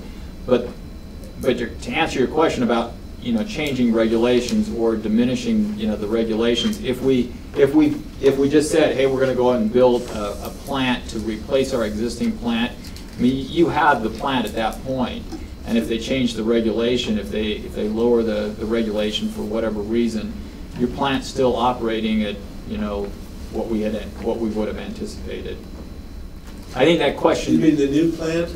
Yes. So what I'm wondering is if we can maybe use the old plant. But that 120 is when we're going to build it right now. So once we've done the 120, we got a new plant. You're going to turn off the old plant. Question. So it seemed like for a while that building it on the east where our current plant is was not really an option. We were kind of looking towards the west. If we build the state-of-the-art plant that you envision, can we confidently put one in Provo Bay in the future, or are they still going to have a higher standard there that's going to impact the costs and make it problematic for us? Also, if we stay in the east, then we can keep feeding water to the golf course, which is a savings. So those two considerations, the golf course and Provo Bay, are they going to make it difficult for us and more expensive if we stay there? Potentially, but there is, and I think we've talked briefly about this potential with the treatment plant. But we have approached the state already, a number of agencies, I think 2 or 3 agencies, about the potential for an aquifer storage and recovery program in conjunction with the treatment plant. So my point to the state officials has been that if we're going to make this big leap forward in treatment and we're going to get the water as close to drinking water standards as we can, why not get some beneficial use out of it instead of throwing it back into Utah Lake? Whether it's into the bay or whether it's back into the main Utah Lake body, it doesn't make any difference. You're throwing high quality, not drinking water quality, but high quality water back into a lake that's somewhat polluted. And my my recommendation to the council would be that we continue to pursue with the state a project that would take the water from the effluent from the new treatment plant and take it to a point someplace in the city, most likely along the foothill area of the city, and let it dissipate into the ground through an aquifer storage and recovery program. We would potentially get the benefit, and we have to iron out a lot of details. I'm talking about, this is a very high level vision here, but we would have to iron out some details with the state, with other water agencies that participate in the aquifer that we have some agreements with. But we potentially would shore up our water, our groundwater that has slowly over the last 20, 40, 60 years, the aquifer, if you look at it, there's plenty of studies that tell you that aquifer is slowly declining. And at some point, the state engineer, over drinking water, potentially could come back and say, we are drawing too much groundwater out. There has to be a solution. And if we're part of the solution with this program, I believe it's going to take us a long ways into the future with our groundwater, not just at our treatment plant. Does that run any risk of the water, by the time it gets to the lake, losing all the benefits that all these new regulations are aiming for? So if you're putting it into the groundwater, and again, the state regulates this highly, this is actually one of the areas that Erica Gaddis and other departments would regulate very carefully. But the water quality, because right now the regulation, if we put it out on the ground, it does not have to be at the quality that the aquifer is at. Because of the process of the water seeping through the ground, it actually acts as a natural filter. And so it doesn't get back, the water doesn't necessarily get back to Utah Lake. It's part of the overall Utah Lake water body. But they look at the aquifer a tad different than the surface water in Utah Lake. I guess I'm just wondering about the predictability. I mean, maybe this, my understanding is that that's a purification process itself, but I just wondered if there's any risk that we'd end up with, we'd still have algae blooms, we'd still have the problems in the lake. Well, I know that's a risk anyway. Yeah, you're asking a little bit of a different question, because in my mind, the water that we would be putting in the aquifer, again, would be high quality, not to drinking water standards, but very close to it. So we would likely not be adding, in fact, the probability in my estimation would be very low. We would be contributing to the problem. If algae blooms are happening, which I've been very open with Eric and other staff members, I still feel like even if we put the water back into Utah Lake from the treatment plant, there's still going to be water quality issues in Utah Lake not associated with the treatment plants. So I'd like to move that the council signal to public works that we're interested in them exploring the option of the $120 million. Okay, we have a motion and a second. Any discussion? Just one question. Your motion says, just have the conversation with the state, or? That's what I heard. His request was some signal from us that we're interested in them having the conversation. We're not committing to anything. We're just saying, yes, we'd like you to explore it. And we'll come back and report back to the council, probably the first meeting in October, because that would be the meeting after the board, the DEQ board meeting, and we'll report back to the council. Okay, any other discussion on that motion? Those in favor? That passes unanimously. Dave, what else? You said you need anything else right now then? Not right now. Towards the development question on the west side. But right now you don't need that. Right. Okay. I think at some point we're going to have to answer that question. Thank you. Thank you so much for your time. We'll now move on to item number 3, a discussion on equipment for fire station and diesel emissions. Chief, thanks for being around with us.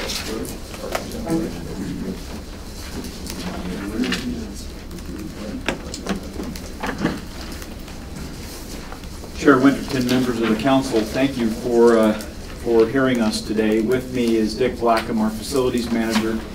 We have a joint interest in the project that we're working on. today.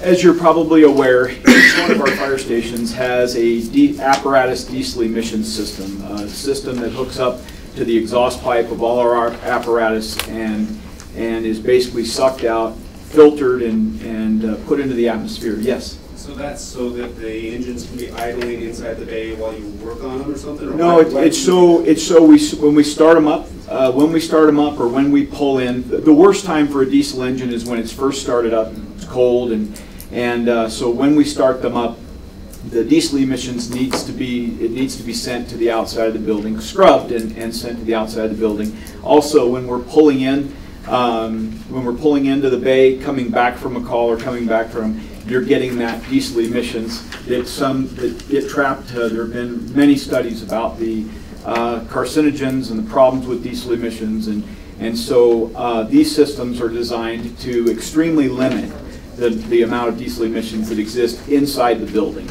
and so we have the diesel emission systems, and it does it as I said, it removes the diesel emissions. Reduces that cancer-causing gases from the fire station environment, and this is something that OSHA requires of us, is that we have some sort of a system to remove the diesel emissions from our buildings. Our current systems, I'm going to move forward. So our current systems are what we call a Niederman system, and this is the boot that goes on to the exhaust pipe. There is a magnet right here that holds the pipe actually to the piece of fire apparatus. Then it is exhausted. It is basically the fans suck it up the tube, and then it is filtered, and then it is exhausted to the outside of the building. There are a lot of things. There are a lot of moving parts here that are causing us a lot of grief. But the system is old, and the system comes from Europe, and the parts that we need to obtain come from Europe. So when we have a failure, not only do we have sometimes an 8 to 10 week delay in getting the parts, but we pay dearly for those parts when we're looking for them. In 2017 and 18, the repair costs exceeded $25,000 for these systems, and that's a total of the 2 years, so roughly $12,500 a year to repair these systems. As I said, the systems are out of service for an extended period of time, and a better technology exists, a more foolproof. Currently, the system requires that we be very efficient at hooking up the apparatus that we are. The way that it's supposed to work is that the apparatus stops short of pulling into the fire station. A firefighter makes the connection, keeping in mind that as the firefighter's making that connection, he is right at the exhaust, and that's a little problematic. But there's a better technology that exists. This is the current system that we have, and again, like I said, lots of moving parts.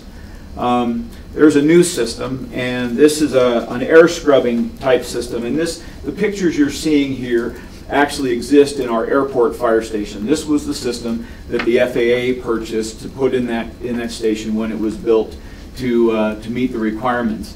As you can see, it creates a negative pressure in the station. A large fan draws the gases in. It is filtered and then exhausted.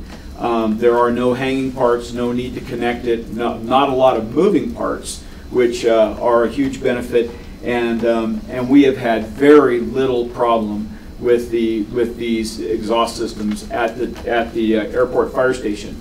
Probably the most difficult thing about these exhaust systems is that the filters are expensive, and the filters need to be changed out fairly frequently, and so we are hoping that let me move forward.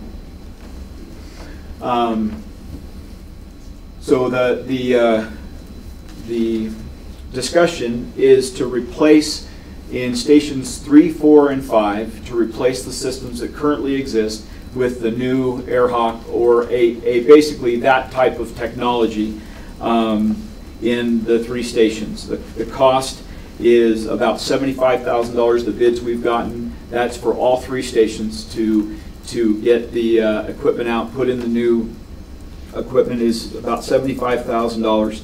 They tell us it'll take us about 8 weeks to accomplish that. And one of the things that we'll be able to do, as if you'll notice, Station 1 and Station 2 are not on this list. We're hopeful that there are going to be some big changes in Station 1 and Station 2 in the not too distant future. But until then, we'll have a stack of parts that we'll be able to utilize to try to keep Station 1 and Station 2 running. One of the other advantages to this is that when we received a new fire engine and the exhaust pipe is not exactly where it was, or we want to move apparatus, sometimes in the wintertime we put our wildland equipment back in the back, and then in the summertime we bring it forward. When we do that, we have to make huge adjustments to this system, or we have to do without it. This system does not hook up to the fire apparatus. Like I said, there are very few moving parts. It's actuated. It can be actuated by the button on the door. It can be actuated by the ignition of the engine. There are several options, and we haven't worked all those out, but we believe that replacing the system in these 3 stations, first of all, will greatly enhance the effectiveness, because right now they're out of service quite often. But the system has gotten nothing but older, and we've spent $25,000 in the last 2 years. We believe those costs will continue to be incurred. So I'm hoping that Mr. Blackham's presence here is testimony that the facilities manager is in support of this also. So it creates a negative pressure. It's blowing air out of the building. Mm-hmm. And where is the replacement air coming into the building? The open door. So every time this system comes on, it will come on because the doors have been open. We do not start up the apparatus with the doors closed. Typically, we would open the front door, so it's coming in from the outside, and then it's drawing the diesel emissions up and then exhausting it after it's been filtered. It's exhausting it out the building. Okay. Chief, expected life of that system, of the airlock system, how many years do you expect it? We've had it in the airport. This is probably the best I can do. Is that we've had it in the airport for how many years has the station been open? It's been out there for about 12 years old. And so I believe the rating on them, is about 15 to 20 years on them, as long as they're maintained properly with filters changed regularly. So, and with experience on the airport, has there been service, or I mean, besides the basic service and filters, have there been replacements? We have not had a lot of those units over there. So we have a pretty good idea. It's worked really well at the airport station. And the number of these units, as I was showing you, the number of the units that we need is determined by the square footage of the apparatus space. So a few of our stations are smaller, and they'll be in the $18,000 range. And then Station 5 is our largest station with our largest apparatus bay, and it's running about $35,000 for that particular station. So we believe that this will be a great investment in the lack of maintenance costs that we will have going forward, and we also believe it's a far superior system to ensure that it functions every time, not just when we can keep it in service with the parts we're getting from Europe. Now you said that $25,000 every 2 years. Is it every 2 years to maintain what you've got? And you said you did it 2 years ago and it cost $25,000. How long? So over the last 2 years, we have spent $25,000 in parts and labor to keep the current systems running. Okay. To get the parts. As I said, there's a 6 to 8. Sometimes we've had as much as 12-week delays in getting the parts from Europe.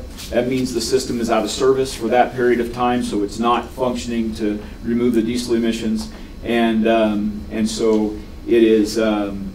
Yeah, so it's basically a breakdown type situation. Yes. When it breaks down, you fix it. You don't really service those things. It just breaks, you fix it. Filters. There are filters. Now the AirHawk is filters. So is the other one. There is even with the current systems, it goes through a filtration system before it is exhausted into the atmosphere.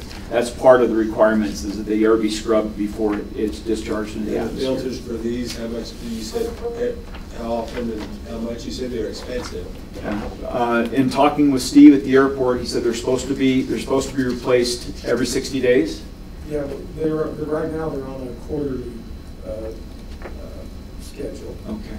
And so that's what we change them every quarter. And But I don't know exactly the cost. Nor do I. I'll have to get that for you. But it's not approaching anywhere near the $25,000.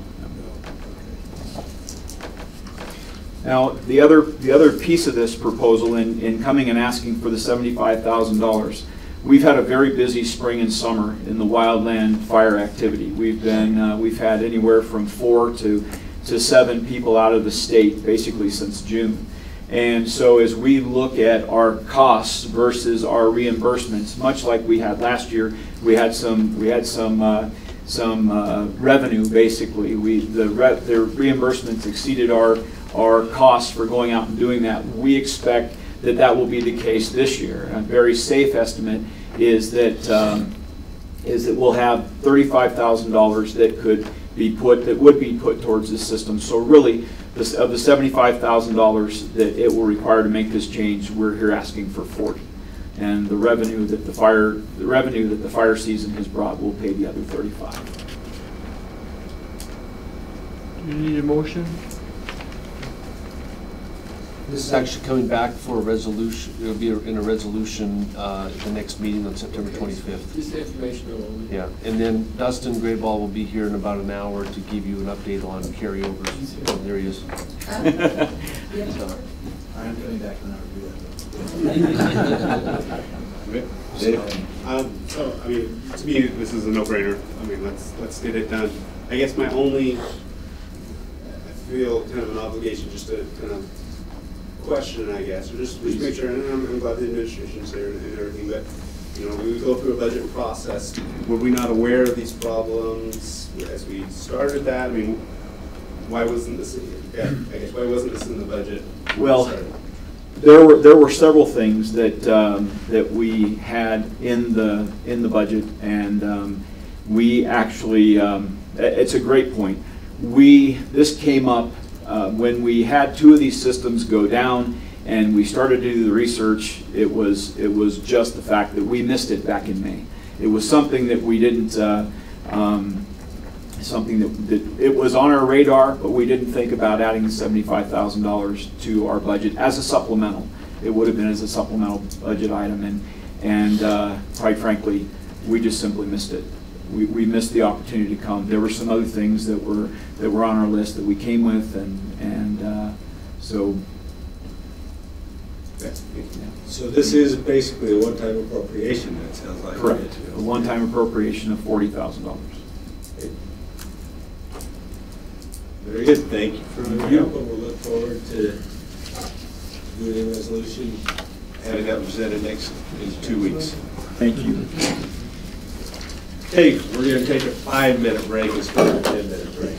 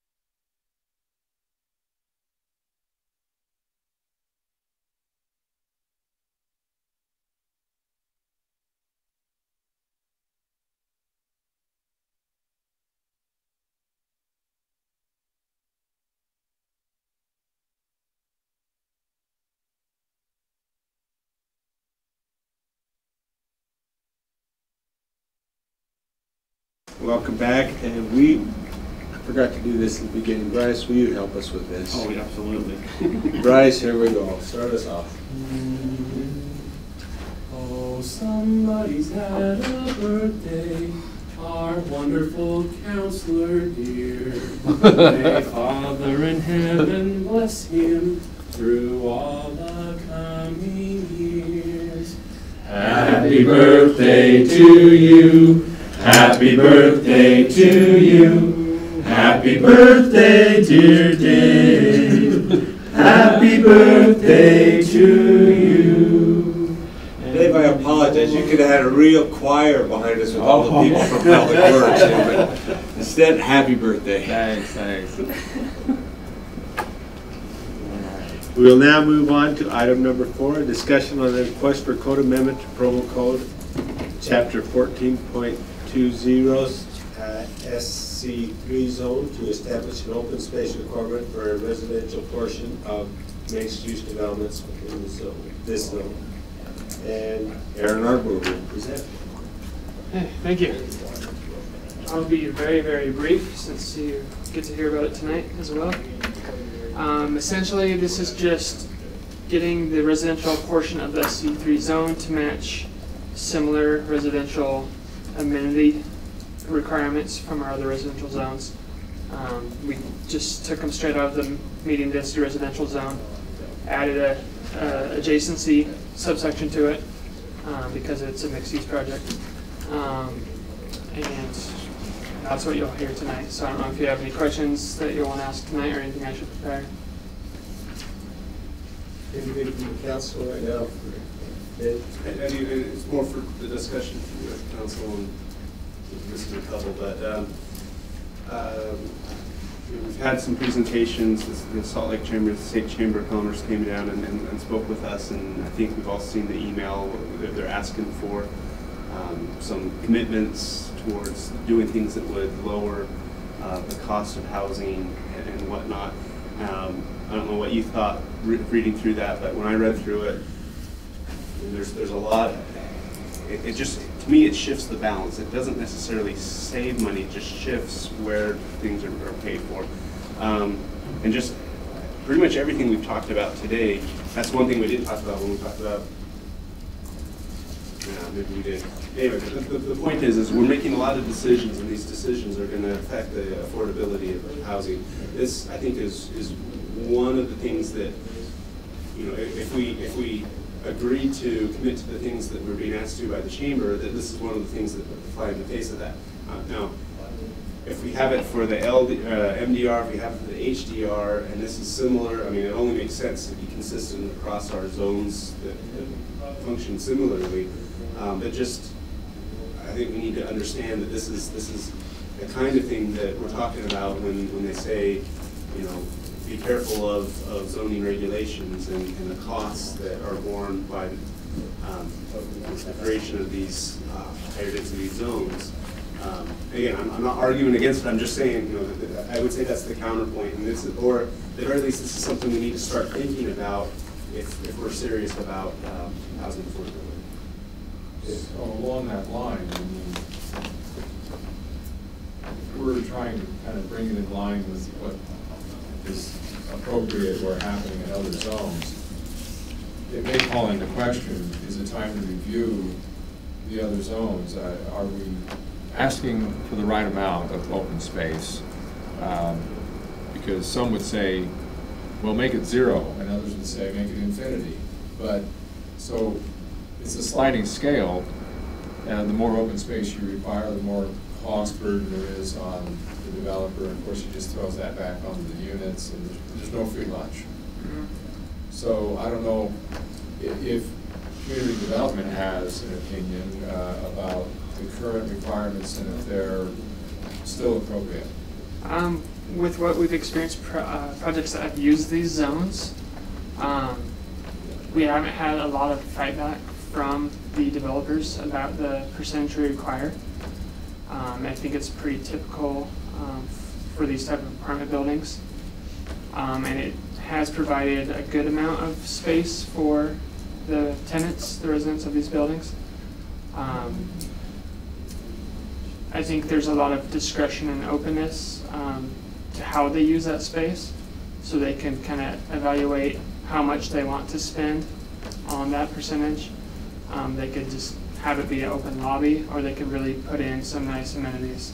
Okay, so what would be, I think, helpful is if we could go back through a number of fairly recent projects and say, whether it be a tour physically or slides saying, this is what these projects did with the open space requirement or the rec space.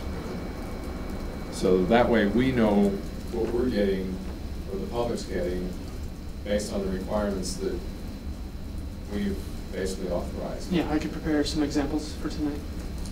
Does that sound good?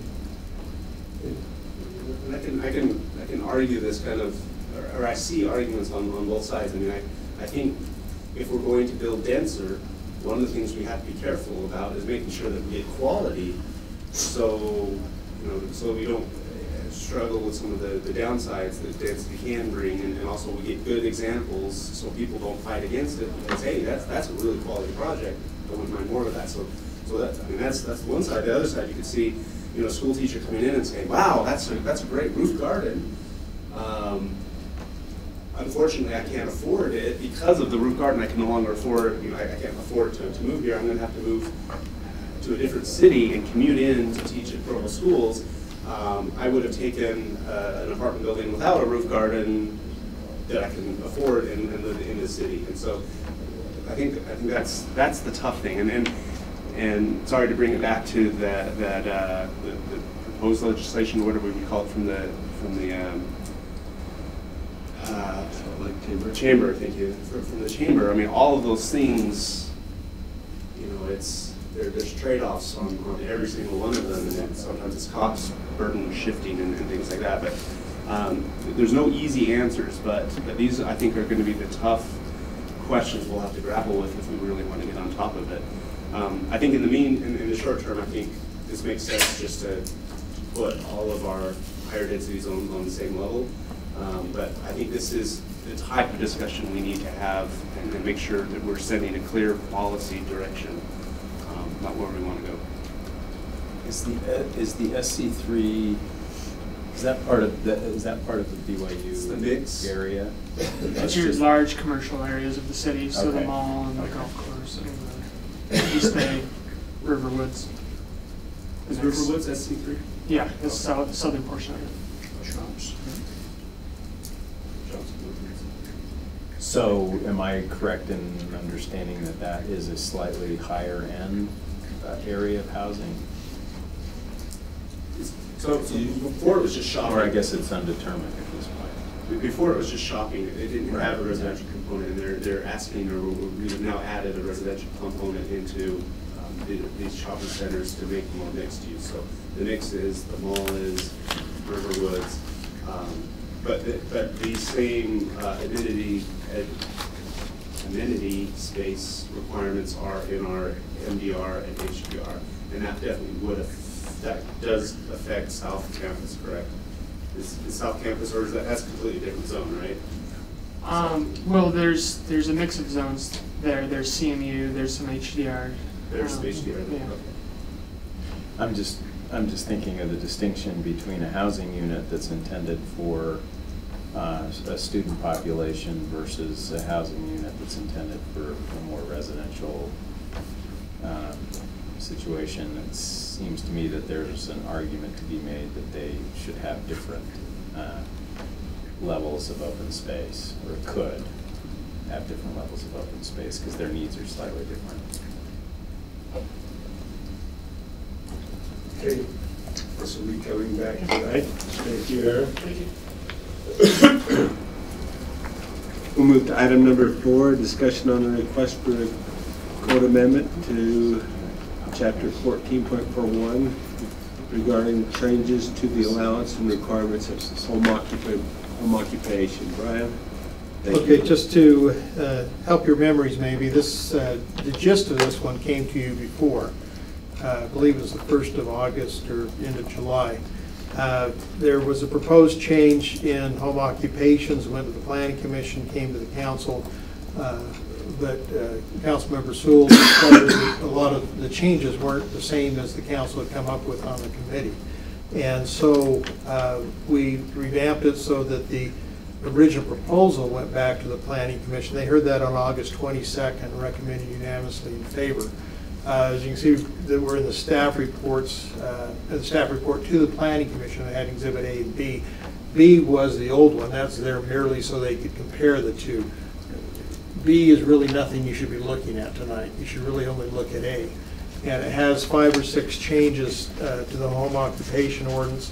Has the definitions for customer employee, has the hours extended for customers where they can go between 8 and 9 p.m. where before they've been restricted at 7 or 6 or somewhere, I can't remember exactly. But then it adds a couple of instances underneath the conditions that adds 15 where there's an accessory apartment. Major home occupations are not allowed unless the accessory apartment is terminated. Then 16, sufficient off-street parking be provided. And then over to 14, 41060, major home occupations. And I think this was really one of the biggest clarifications. There was a lot of confusion on this one. But it actually increased the number of customers per hour that could go to the site, extended that so that up to 6 from 2, but it also extended that 2 could still go to the home between 5 and 9 p.m. And so it kind of did extended hours for that area. And then lastly, it said the home occupation does not bring customers to the premise may have extended hours for outside employees from 8 a.m. to 9 p.m. subject to the above conditions. And then finally, the promotional meetings, before it said promotional meetings for the purpose of selling merchandise, taking orders, or training may be held up to 4 times per month. Clarifications in there are not, they're not to be held more than 4 times per month, but it's also limited to 12 customers and employees rather than basically an unlimited number. Did you keep up with me on that? I'm sorry. Very good. Any questions? Dave? So just a clarification. So this is the exact draft that we discussed in April, word for word, and voted to send to the Planning Commission. And then on the 6 customers, not quite sure if I heard that right, but just to clarify. So yeah, it's 0601. Yeah, so the current code does allow up to 6 customers per hour for major home occupation, but the draft that went to the Planning Commission last time had accidentally reduced that to 2, and that had not been intended. Brian, the other thing that I learned, I know that there was someone that was concerned about what we call grandfathering, or is that the only one that has an accessory apartment? The only one I know of, the Franson property. But they were, their approval required them to change it. So obviously if this were amended, they're not going by the grandfathering, they'd be going by the new allowance. Is that right, Gary? I was daydreaming. What was the question? The Board of Adjustment, in their approval, did not allow them to have the mix. And so they're not necessarily grandfathered going forward because the new allowance would have that same restriction. So they can't have it now, they couldn't have it with the change. Is that where the way the Franson went? Well, this new ordinance won't apply to anything that they're doing currently. Does that make sense? Why won't it apply? Because in land use issues, if you do something and you're doing it lawfully pursuant to ordinances as they exist today, a change in the ordinance doesn't affect what you're doing today. People call it grandfathering. It's you have a non-conforming right to continue operating the way you were under an ordinance. And I should for what it's worth, in the particular instance of this property, I don't think it's, I mean, I spoke with Melissa Kendall, the neighborhood chair, and I don't think it's in the neighborhood's interest to make this challenging for the Fransons, because they have worked to mitigate the impact of traffic and parking, and they're currently, you know, meeting those requirements to at least the satisfaction. I don't know if you have any more recent information, but I don't have any sense that there's alarm that they're, you know, creating problems. And so my personal feeling would be to prefer to, you know, make it a grandfathering situation that allows them to continue. They would still have to be meeting the conditions, right? Well, let me go back. There's nothing really about their use that's grandfathered with these changes, because the Board of Adjustment restricted them from having both the use of the did they? No. Oh, I thought they did. No. Oh, okay, I'll back up. So they are grandfathered. Okay. I guess that's my, so under the ordinances as they existed at the time, they could go in and have an accessory apartment and a home occupation. And they got a conditional use permit for that, and that was granted to them. The only conditions on the conditional use permit are some sort of parking requirements. So any changes, and they are existing under the ordinances as they exist right now in the code today. So any changes you make here does not affect their conditional use permit and ability to go forward. Now the city, we did file a lawsuit against the Board of Adjustment. We didn't think that they, so in essence we're kind of suing ourselves, and they have been named in it because they're a party.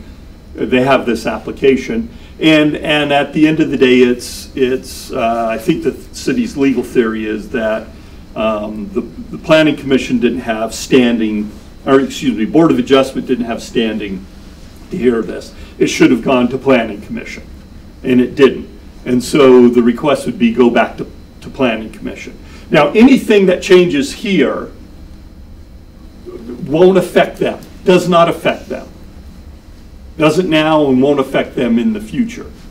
And so, but the next question is, if somebody does have a non-conforming right and the ordinance does change and they have a non-conforming right, there's really two ways that the city can take care of that. And it's not in this case, but one way is you can amortize out a non-conforming right.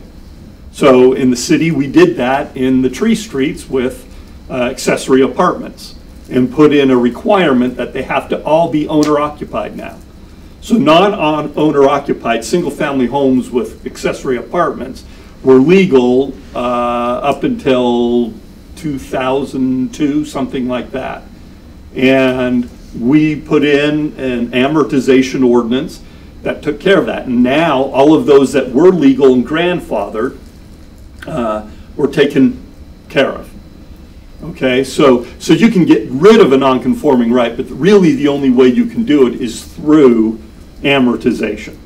The other thing you can do is put business licensing regulations on it in Title 6. So the city can put business licensing regulations that can affect the business and how they're operating today. They have to change and operate a different way in the future. So that's not grandfathered. Yes. But that's not grandfathering. That's just good old-fashioned business licensing regulation. And a good example of that is Cooney's, the rendering plant. Years ago, 20 years ago now, we had lots of issues with odor and things from Cooney's. So what the city did is went in, they had been operating in a particular fashion for decades. And the city went in and put in new business licensing regulations to take care of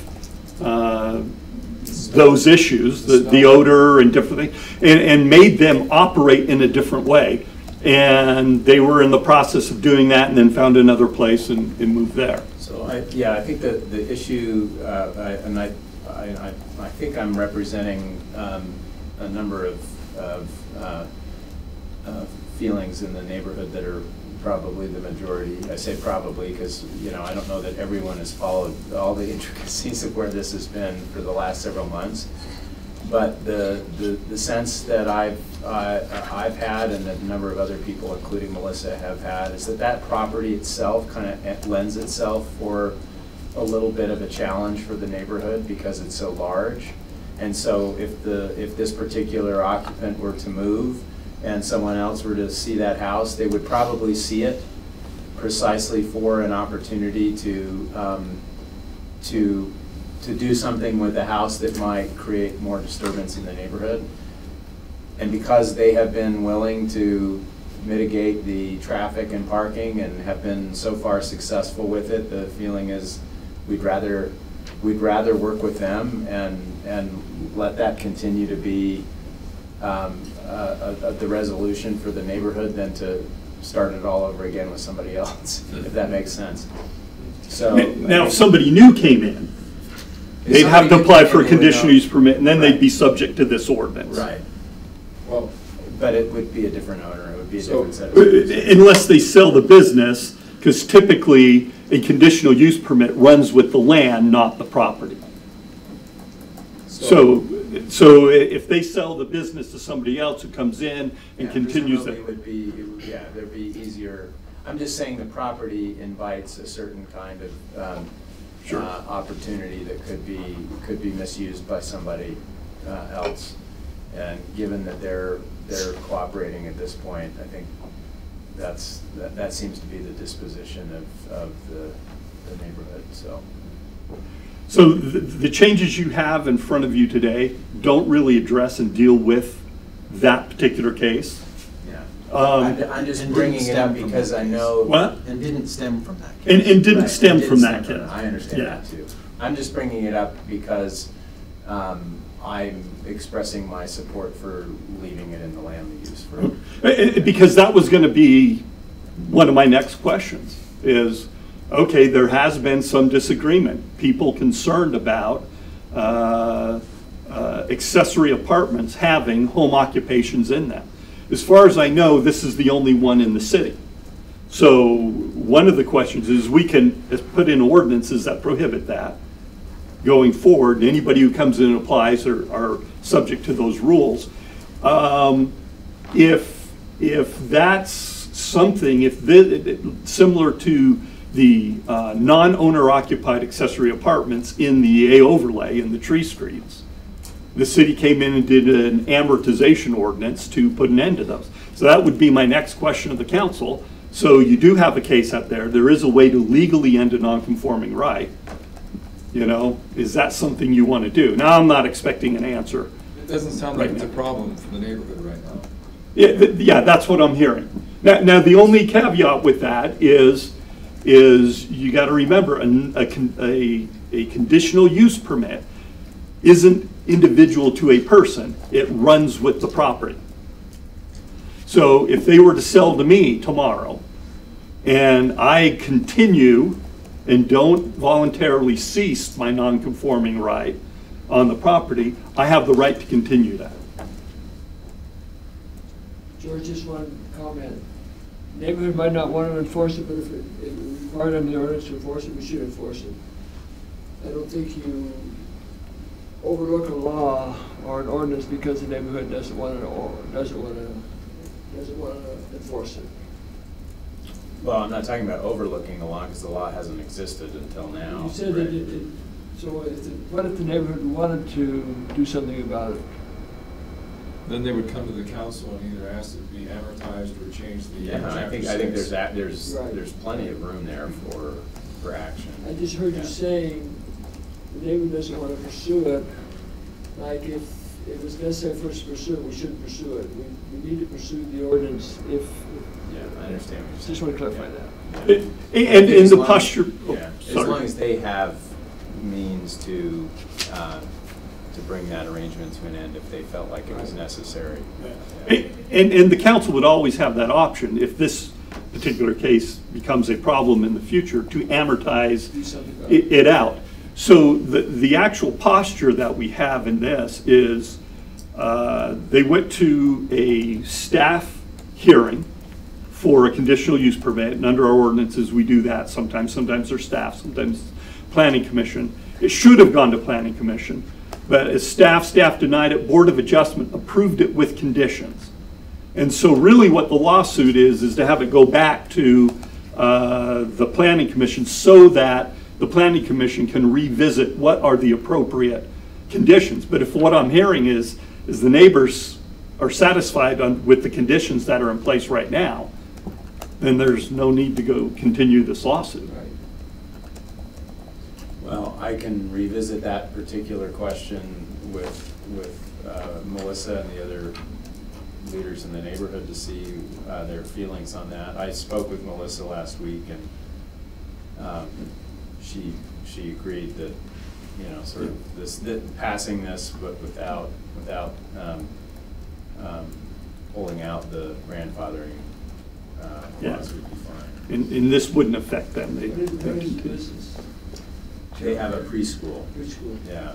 And that's part of the complicating factor, is the preschool is a benefit to the neighborhood. Some of the neighborhood kids actually use it, so it's some of the neighborhoods says, hey, this is exactly the kind of neighborhood business we want and need, and this is valued. And the issue really seemed to be about the parking and traffic, and that seems to have been mitigated. So. And the Fransons are good people doing a good service, and it's just about impacts and whether the impacts are too much or what needs to be done to resolve those impacts. So do we need any kind of motion? Sounds like you're onto something here. Maybe we need more information, but if you get a really good feel for how the neighborhood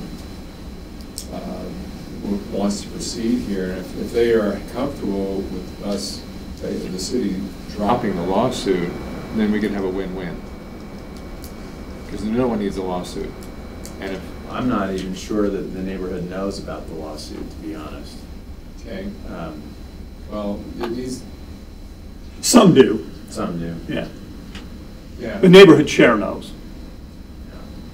But if, you know, if you can be the catalyst to get us to a decision point, and if we can drop the lawsuit because it's not needed, I think that's a positive outcome. Well, so what are you suggesting is? Well, it sounds like you need more information to go back and verify that that's the way that it should be dropped, that no one really cares. And I don't know what your time frame is here, but there is an item later on the agenda in which we could go into a closed session and talk about this more if you'd like.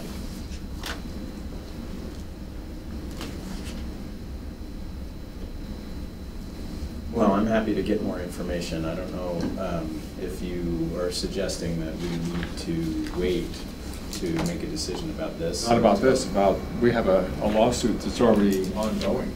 Yeah. And if we can pull the plug on it because it's not needed, then we got to do something. I agree with that, yeah.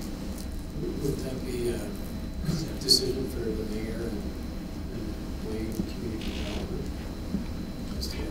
Ultimately, it's an administrative decision, but we frequently meet with the council in executive session to talk about litigation with the city and what's happening. And Wayne, do you know any update on that at all? Because I know there was a conversation with the mayor and the Fransons. Yeah, I'm not aware. In this particular case, it seems like the administration, since it's their lawsuit, should pursue seeing if they want to drop it or not. I don't know that you should have. But in order to do that, I'm just saying they need information, and that's what I was encouraging for you to get some information so that they feel more comfortable in making that decision. I can do that. Part of the reason for, well, the vast 99.9% of the reason for a lawsuit in a case like this is a general sense and feeling from people that the conditions aren't, that were put on the conditional use permit, to the amount of parking that's required and things like that weren't enough. And so we need to come back and have the Planning Commission review this to deal with that. But if what I'm hearing is the conditions are enough because there's no problem and things like that, and the neighborhood has another alternative, which is to petition the council to amortize out a use that... I think, I'm sorry, I interrupted you. No, with that, what I'm frankly hearing is if those things are true, then in my mind, I don't know as an administration why we would pursue a lawsuit. I think Melissa, I'm cautious about putting words in her mouth, but it seemed to me she was cautiously optimistic that we wouldn't have any further issues. The caution comes from the fact that the summer season just ended, and the summer season was very tranquil, and BYU was out of session, or mostly out of session, and so on, and so it wasn't clear what the fall would look like. We haven't heard anything. I haven't seen it. I live there in that neighborhood. I haven't seen any need for concern, but Melissa might say, well, could we, we might want to see this out for another month or so to see if the fall doesn't present any problems for the neighborhood, and if that's the case, then I think everybody's happy. So I don't know. And realistically, if everybody's happy today, but for whatever reason everybody's unhappy a month from now, they can petition the council to amortize out a non-conforming right dealing with accessory apartments and I actually think that's kind of an optimal situation, because that just keeps a little bit of pressure on to make sure that the mitigation is ongoing. So did you have a time frame that you need an answer? No, I can tell you right now from my position, there's a lawsuit is just a lot of time and effort that doesn't make a lot of sense to do unless you really, really need to. And this discussion, what I'm hearing is, I'll probably go talk to the mayor and say, we ought to drop this lawsuit. If there's a problem, the neighborhood needs to get with council members and bring up the issue, and then we can work with council staff to write an ordinance that would amortize out a non-conforming right to the home occupation with a accessory apartment, if there's a need for that in the future. Get with the mayor and maybe meet with the neighborhood chairs of courtesy and just say, we think this is the best course of action. And I think that would be a good way to cover it and say, well, we acted on best information, and this is our choice, and it seemed like in the best interest. Yeah, because regardless of the posture of the lawsuit, actually, in my opinion, the better way to deal with this would be just to do straight up amortization of a non-conforming right if there's a problem with this. So with that being said, that's not going to affect this? We can go forward with this tonight? This has nothing to do with that lawsuit. It's related, and people will try and tell you, oh, it does, and don't pay. It doesn't. Okay, then this is on the schedule for tonight, and we don't need any motion for that because it's there. Thanks, Gary. Brian. We'll now move on to item number 6, an update on city budget carryovers. And Dustin Graylaw. Present that.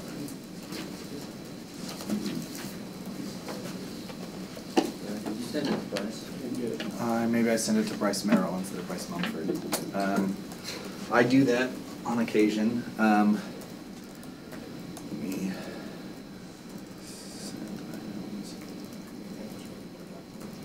I sent it 5 minutes ago to Bryce Mumford. Oh, here it is. Sorry, it's probably just the size. Council members, going through this carryover list is an opportunity for us to disclose to you an item in the budget resolution. So as part of every year's budget resolution, we include in there the option that the mayor has to carry over excess funds in any fund given the approval of the mayor. And we disclose this information to you as part of this process. And largely, I think the biggest benefit that we as a city get from this process is we don't have that year-end scramble to spend money. And that departments are very mindful when they spend their money because they know that they're going to be able to use it for whatever the highest and best purpose that they will need, even if it's not sufficient. So as we go through some of these items, you'll see in some cases departments have saved up money for a specific purpose. In other cases, they have been prudent with their funds and given those excess funds, have now identified opportunities to use those. So the format of this report is I've gone by department and listed where the funds came from and what they're being used for and how much funds there are, and then what the amount of the budget that was available at the end of the year and any remaining balance after these carryovers if they were to be completed. So I'm just planning on going through department by department, and stop me if you have any questions or concerns. You're gonna get a hard copy, right? Yeah, the council staff has a copy of this. They can provide you. I apologize. I probably should have brought one for you, George. I know better than that. So, so to begin, these are in numerical department order, which means nothing to anyone but me. And so council is 01, and so you guys get to go first. So what that means is there's $20,000 in legal funds. So this is to bring added to the amount that we've added to the appropriation that will be rolled over. There is a matching grant and some crosswalk funds that are included, and then also $10,000 for computer purchases that we rolled over. That's out of a total appropriation available of $116. That's most of this is the budgeting to priorities money that has been left unused, and so the proposal at the moment is to drop that to the bottom line. What that means is it goes into the general fund. It would go into general fund balance. So you'll see this at the end of the general fund section. But what the budget resolution includes is basically any of this balance is split. Half of it goes into an employee recognition fund that is a citywide employee recognition in our non-departmental or general services area, and the other half will go to general fund balance. So in the mayor's office, the few items there's. Question? Yes. Sorry. So I have a question about the legal funds. If I'm remembering right, this was several years back that we were going to put in $15,000 a year, I think, until the balance got up to $30,000. Correct. And so since that original proposal, we now annually budget for $30,000, and we typically haven't used anywhere close to that. We rolled, I think, more than this amount last year into this fund, and so this is basically replacing some of the money that was used, and I think it will put it at a relatively healthy level. So I think this will put it at about $50,000. If that answers your question. So in the mayor's office has elected to use all of the appropriations, specifically the largest on bond outreach. Now this comes from various sources of savings across the mayor's office. There's been some payroll turnover and some other things, but largely the intent is to use those funds specifically for some of those things, largely that we've already expended, right? You know, a lot of the things that you're actively involved in now. This vehicle purchase is for the media services. They have a van that doesn't have appropriate number of seats for the people that they transport around, and so they'd rather have a vehicle that better fits their needs. There's some parking funds that were left over. These two funds will actually be transferred into community development, where those funds are. That the wayfinding balance was moved into the mayor's office in fiscal 18. They'll now be moved into the parking management in community development. The recorder's office has just a few items, the largest being the election funds.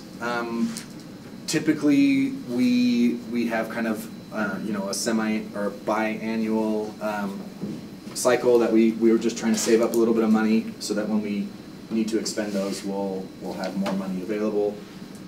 Some employee recognition and a meritorious increase in travel expenses are used to recognize some increases that have been made in the recorder's office, and then also to kind of plan on their needs. And John's here to answer any of the administrative services questions if you have any specifics on these line items.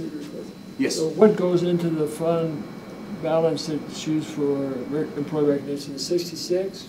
Yes, so half of this column, and there is a total in one of these later pages. The column over here that goes. Yes. Okay. Yeah, and so there's a total that I'll get to. Human resources having $31,000. They have a contract services that they roll this over to prepare for irregular purchases, and then this Provo 360 recognition. They're in the thick of their implementation for the HR portion of Provo 360, and so this money is planned to be used to recognize them for the extensive effort that they're exhausting right now to get that process completed. Finance, there's a number of carryovers, the largest one being this indigent defense. Actually, as part of the 2018 budgeting process, we increased that budget, but we exceeded it. So finance had to use some of its operational savings to cover indigent defense. This is public defender money that we provide for people who require those services. So we're rolling some additional money in that to cover it so that finance won't have to cover those funds from our own operating funds. Some training and travel, computer replacement, and other employee recognition, I think, are prudent choices that help reflect perhaps some of the changes that have partaken that affect maybe the council office and finance as well, on how we're addressing some of the training opportunities that we're having in the future. So on the next page, questions? I understand that you say it's due to changes in the council as well? We stole Kelsey Zarbach. I don't know if you're aware of this, but Kelsey Zarbach now works in finance department. She's one of the accountants. She's replacing Nadia, and our hope is that you'll see her, perhaps not as much, but still on a continued basis. And we're trying to make sure that we're providing appropriate training opportunities for her in her new role, and myself and others as well. Sorry. So first you take one of our policy analysts, and then you charge us more to train them for their new. Well, we're using our prudently spent funds, I think, on the highest and best use. I think we'll all agree that Kelsey is an exceptional employee, and we're excited to have her on our team. Next, legal had a single request. So we aren't quite to the police department, but this is related to the Urban Deer program. That the Urban Deer program, there is an issue with how they're transporting the traps. So this will fund a trailer to transport those traps. Community development has sizable carryover. Actually, most of this is related to savings related to the demolition of the jail property that was from fiscal 17, I think, when the process started. And so that's why this number is so high. There's actually $160,000 that we didn't spend. And so I think that's to commend Tara Riddle on the whole process, that we saved a significant amount of money beyond what we were expecting to spend originally. So back on the Urban Deer, it'd be nice if they had some cougar traps. Not more mountain lion. We've had that in our neighborhood, right? Really? We have. I mean, I think that's probably the place where we would address something like that if that was a priority for the council. There's two other areas. So there's a building cleanup supplemental that was approved as part of the 2018 budget process. That is some funds basically available in case there's a property that needs to be cleaned up. So we're adding $10,000 to this in the fiscal 19 budget and then rolling this balance forward. There's some parking management expenses, and then community development has some computer needs that we're able to address with these budget savings. Those numbers aren't adding up, are they? Yeah, so I'll have to fix that. Let me drop my pen. Error in the equation. Yeah, I appreciate that. So next one is economic development. Dixon would love to get up to you and tell you that most of this is really not his idea, but there are a few items that historically economic development has been a holding place for. That's downtown economic enhancement, branding, downtown Provo Inc., which I think is maybe more applicable to this area, and downtown storefronts. Well, these are rolling balances that were appropriated a number of years ago, and we just kind of keep moving them forward. Downtown Provo Inc. is actually related to some timeliness of when they collect receipts and present them, and we request those reimbursements. So rolling that balance forward allows us to reimburse them for funds that may have been originally generated in a prior period, if that makes sense. So we're not increasing the total amount that we're giving Downtown Provo Inc. We're just making sure that we're covering the budget needs that we've already committed to. And then this position funding is an opportunity. So there is a sizable amount of money that was left over outside of these other items that we do regularly have. Given that, we've elected to include in this request the replacement of the funding of the position that was reduced through the fiscal 19 budgeting process. This $73,000 increases that position back up to full, so they have a full vacant position should administration and council decide to use that this year. IS has a sizable carryover. Josh is here to answer any questions, Josh Ehrig.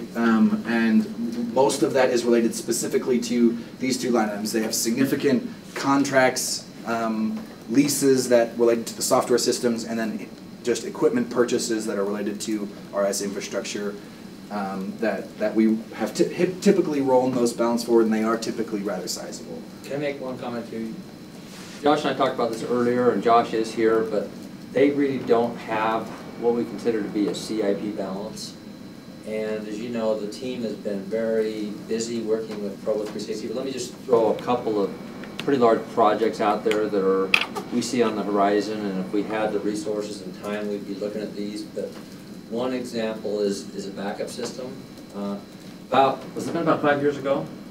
We came to the council and they approved a backup system, and it's end of life and need to be looking at a new system. Cost that we've seen is potentially about $450,000 for that system if we were to upgrade it.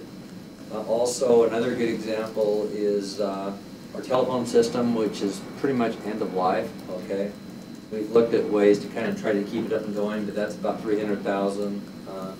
There's also a virtual server that's about $144,000. There's a SAN and a disk system that would be about $235,000. So those are just examples. Those funds will quickly get eaten up. They will, and we've tried to be prudent, but also we've just really been focused on Provo 360, and so this funding we feel like is much needed, and we're hopeful that it can provide us some CIP needs with our IS area. But that's some examples. Would you have anything else on that, Josh? Yeah, we're partially funding our KTLO, so we consider best practices for equipment. You don't expect your technology to last forever. So let's say best practice is to replace something on a 5-year cycle. We're funding those 5-year cycles about a fourth every year, and we're putting the savings in it. So we end up just taking the highest emergency, funding it, and anything else that's out there that we just can't deal with, we come before the council for us for an additional appropriation.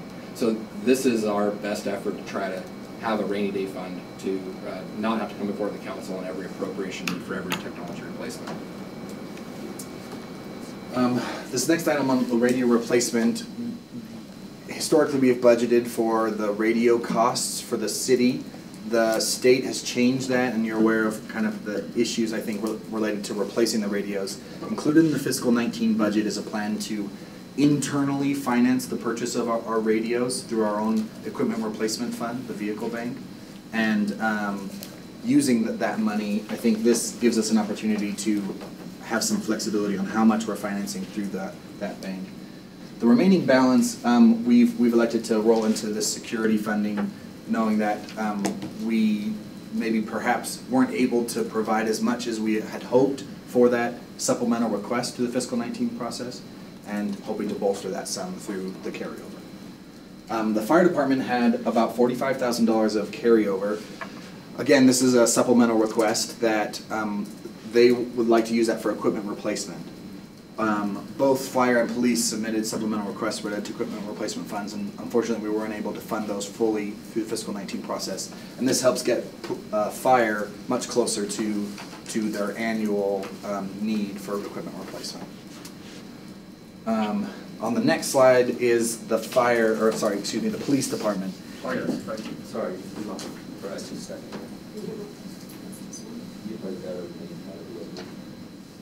So the police department is in an unusual circumstance. Typically, they've had significant payroll savings, but during this year, they've had a number of during fiscal 18, they had a number of operating expenses that required them to use the majority of those excess payroll savings, resulting in basically they only get $50,000 of what has been $200,000 or more dollars of carryover. So they have a rather sizable list of things that they feel are very important pieces of equipment or other initiatives that they have, and so this is going to help address some of those needs, but may not address all of them. Can we see where that money went? I mean, it's unusual that it's had all these operational expenses this year that they don't normally have. I'd be interested to see what those were. Yeah, I'd be happy to share. So largely they were, I spent a lot of time looking into this because it is unusual, and so I can answer a fair amount, and I'd have to defer to them on some of the specifics. But one of it, I know a fair amount was uniforms. that we typically, when we budget for a new officer, we budget for all of the equipment that they need. But when we replace a police officer that has historically already been there, we don't give them additional budget for some of the equipment that it required to outfit a new police officer to them, but not new from a budget perspective. That makes sense. So that's a historically under-budgeted area that they addressed during fiscal 18, but because it wasn't included in the base budget, basically they had to use those excess payroll dollars from it. But you feel comfortable? Yes, yes, and all of these went to, I think you would have no qualms on it, and I'd be happy to go through and detail what those items are. Yeah, but they're all related specifically to police purchases and largely dealing with their equipment needs or other contracts that they're required. One of them is they have a professional services line item that we budgeted about $120,000, but the actual came back at $175,000. So $50,000 just went poof, and related to, had something to do with communication with one of the other departments or agencies, or I'd have to defer to them. So if the council would like, I could work with police department staff on explaining some of the specifics there. The other areas, so in streets division there were just two, so they had some savings for their salt, and also they had some savings that they're hoping to use for a new sign printer. This is a normal printer, which is why it's $18,000. It prints signs. And I think this hope is to use this for paving. And Jimmy and Dave are here if you have any questions on public works related items.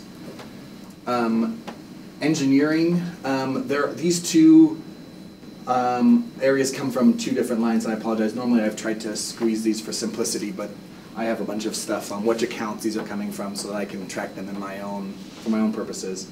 But this about $90,000 is going to improve their traffic room equipment, and so I know that they have a fair amount of upgrades, and again, I'm sure they'd be happy to address it if you have any others. And they had a PO that is a expense that spans multiple years. For Parks and Recreation, this is a number of POs that they have outstanding. We're in the middle of construction season, and so they have a number of things that they're rolling. But this is the balance of the rec center maintenance funds. This is the amount that we added a number of years ago, recognizing that there's an ongoing need to replace equipment at the rec center. And the budget annually includes about $350,000 for addressing those needs. And this is the balance of whatever they haven't spent that they've rolled. And I would have to defer to them on any specific plans on when they're planning on using it for what. There's a similar story in the general services. So we have general fund maintenance funds. This is, I think, is about $395,000 that we budget annually, and that amount has grown, realizing that there are significant needs that we could address with this, and I think that there's no shortage of opportunities to use these funds. Now, this is where we get to the amount of money that's left. And this will adjust when I fix that Excel error. So this number will change slightly. But basically, this number and these numbers, so this number will be added to this number. So this is employee recognition from prior years that has been rolled forward in this balance. I know there are a number of initiatives that I think Mayor Kafusi is considering, but I think they're still, the administration is still deciding, and Wayne, I think, would be happy to address any specific questions related to that, on what the best opportunity to use those. Those have always exclusively been used for employee recognition or other incentive programs, tuition reimbursement, things like that. So it's not ever been used for any kind of other operating expenses. Largely, things in general services are those citywide related expenses, and we're very conscious of the stewardship we have over those funds. There's about $100,000 of Provo 360 funds left. These are related to all aspects of the project, and so rolling that balance forward will allow us to continue to address those. This general fund savings comes from across the general fund. This is, again, a fiscal 19 supplemental request that we weren't able to fund because we felt that we could address it through carryover.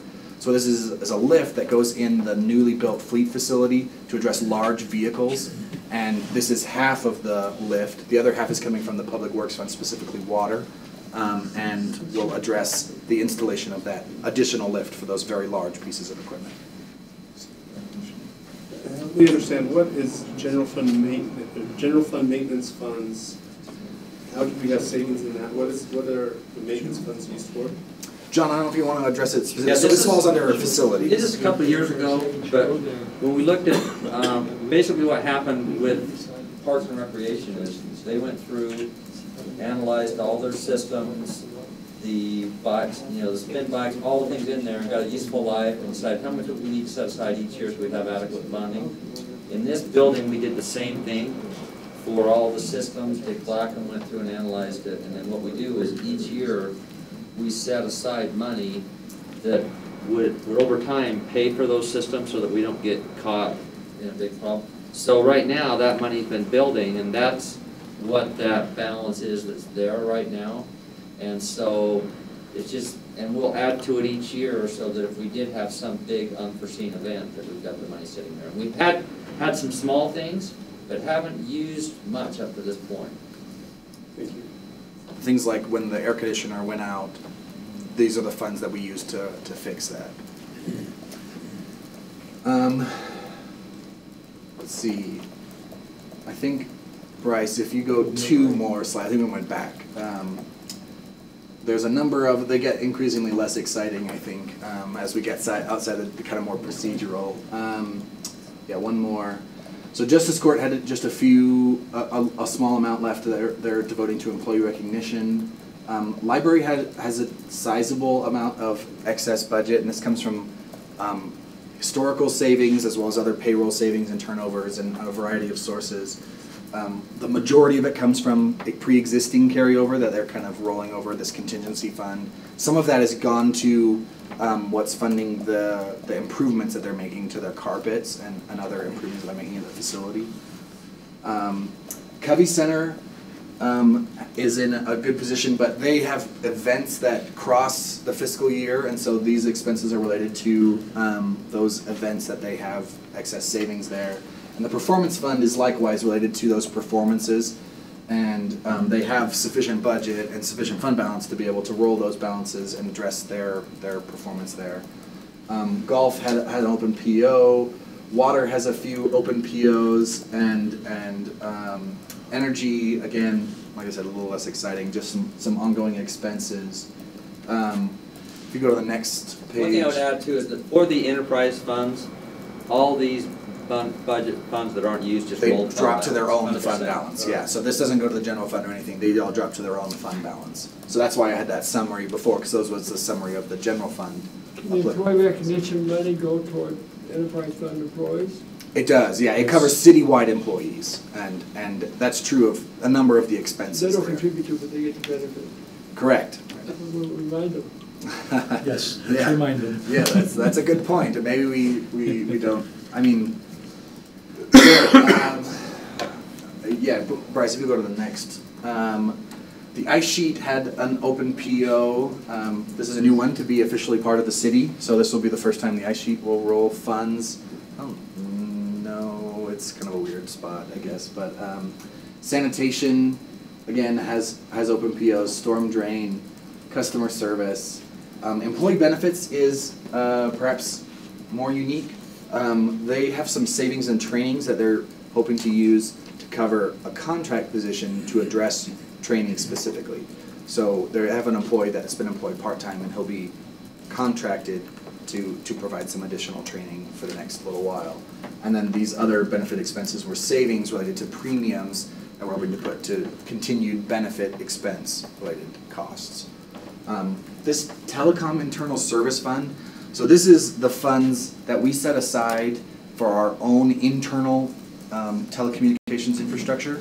And again, it's a balance that we appropriated originally a number of years ago and have been rolling it forward. And so those continue to enable us to do maintenance on our own internal infrastructure. The other thing I would add to that is that with our own fiber network, the fiber actually lasts an extended period of time, but the equipment that basically works in the huts and the different areas for the fiber, that becomes obsolete over time. And so one of the things that we wanted to do is roll that money over so that when those needs come up, we could always come back to council, but we just rolled this so that we have the resources to go and maintain it. We've had really good luck, but it's getting older each year, as Josh can affirm, and there will be a point where we'll have to start replacing the equipment that's on the fiber. And there is a charge to all city departments proportionally related to maintaining that infrastructure. Yep. It also takes care of our fiber links from point A to point B that we're responsible for. We do have the contracts with Google to take care of a lot of our fiber needs throughout the city, but we also have at the end of that contract, we have to figure out what we're going to do, whether it's extending the contract or not. So I think I have just one more. I'm almost done. The next, if it, oh no, sorry. This one, I doubt you much if you care. This is the balance in the computer bank. And I should have squished this all into a single line, I apologize. But generally, each of these represents an individual department's balance that they have in the computer bank. And I apologize for not labeling those or consolidating them either. But I know what they're for, and I could tell you if you wanted to know. So the next page is on the CIPs. This is just the high-level CIP report. So this is the balances in several of these CIPs of how much is left, and largely the entire balance of all of the CIPs are being rolled forward, and for all of the purposes that they were originally designated for, largely. There is some reprogramming through that process that as some projects finish and they have remaining balances, they might use those balances in other projects going forward, but again, they're exclusively used for capital improvement across these other areas. I don't know if there are any specific questions. These ones are broken out because these are rolled into those specific areas. This distribution system are used for distribution expenses similar to that. And then these two are actually related to the improvements at the airport, related to the Duncan Aviation improvements that have been made recently. So those, again, are independently tracked. Okay. So that's all I've got for you. I know it was very exciting. Let me make one other comment. As Justin mentioned before, we're going to have the mayor sign this list probably within the week because we need to account for it properly with our audit, which we're just getting ready to start. But if the council has any feedback or input or concerns, we're welcome to hear that and take that into consideration. And so this is a good opportunity as the council looks over it and as you review it more. It's not finalized right now, and so we want to get your input. I'd be interested in seeing how the employee recognition fund is used. Okay. When it's actually spent, how it Okay. And that will be, as the mayor's looking at that, we'll be able to come back and report on that later. Would you have to do that, Wayne? Yeah, the only thing I would suggest is that, while Mayor Curtis was here, we had some very specific uses of that fund. Since Mayor Kafusi's been here, she really hasn't had an opportunity yet to get her arms around this program. And so some employees have had some feedback for her. We've heard from the Employee Association and others about what we might think about doing with recognition funds. So I don't think we've defined yet the plan going forward. Just hasn't come up high enough on the radar screen yet to be addressed. Just continue to carry it forward. What's that? You can just continue to carry it forward. We could. I think that's better than using it.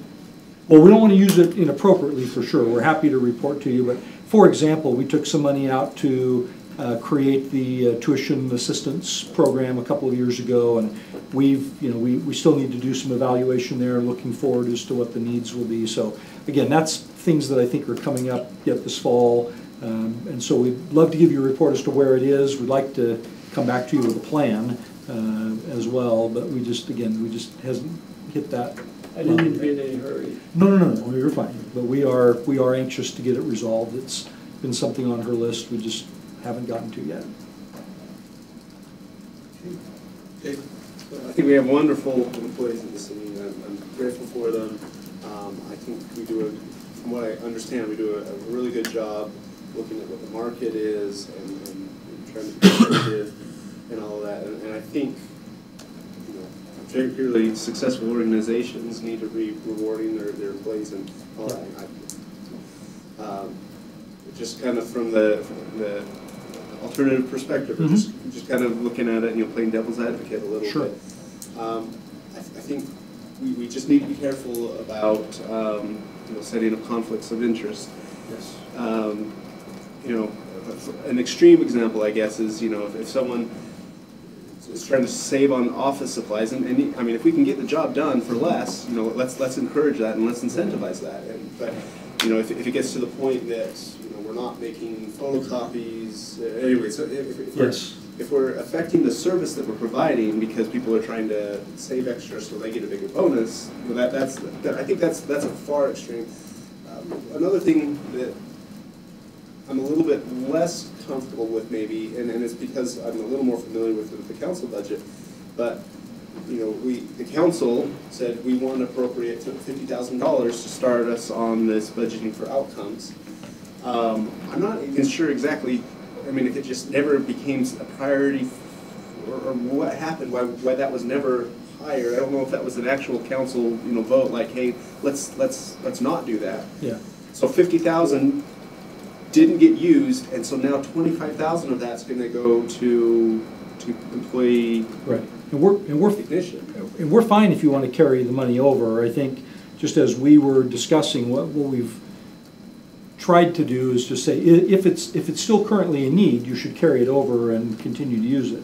But our sense was that there really wasn't a consensus around what to do with that, and so again, we try to default to not carrying things over unless they can be justified. And so again, we're happy with whatever you want to do with that, but I totally get your point. Okay. You know, that half of that gets to an employee recognition. Would the council office approve not carry it over? So actually, I think the council did. There was a motion during one of the budget retreats specifically addressing not to carry over that item, but I reviewed the carryover with Cliff on what we did carry over. I'm remembering that we had a motion. Yes. Yep. Right. So okay, sorry. So my point isn't that I think there's still a need there. I'm sorry if I blurred some of this. It's just that's just one area that I'm a little more familiar with. Right. But the point is we appropriated something. Incentives, right? We appropriated something, pulled 50,000 out of the general fund, decide we don't need it, and only 25 goes back. And 25 goes to employee recognition. And so there could be some conflicts of interest. There could be some, and that's long before I was on the council. I was in some of the meetings, and I looked at that, and I think we need to be careful. There's some weird incentives, that's for sure. You've got to be careful of those. Right. So let's make sure we're being very prudent with our taxpayer money. That we're not. Yeah, I'll leave it at that. I think we do have the opportunity to reduce appropriation rather than. The council can provide us a directive to say, actually, we would like you to reduce the budget somewhere. Normally, we only come to you and ask for money, but I think the opportunity exists for you to actually decrease it.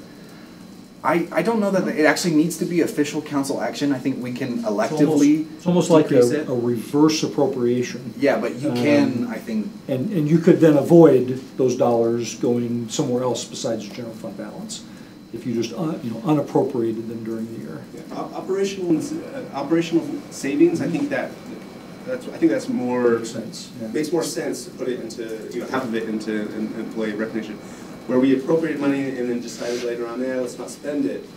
It seems to me that should go back to the general funds. So I don't know what the rest of the council feels. If in this particular case, if that would be your preference, we're fine with that. We can do it right on the spreadsheet. Yeah. We can just make the change now before we submit it to the mayor for signature, if that would be your preference.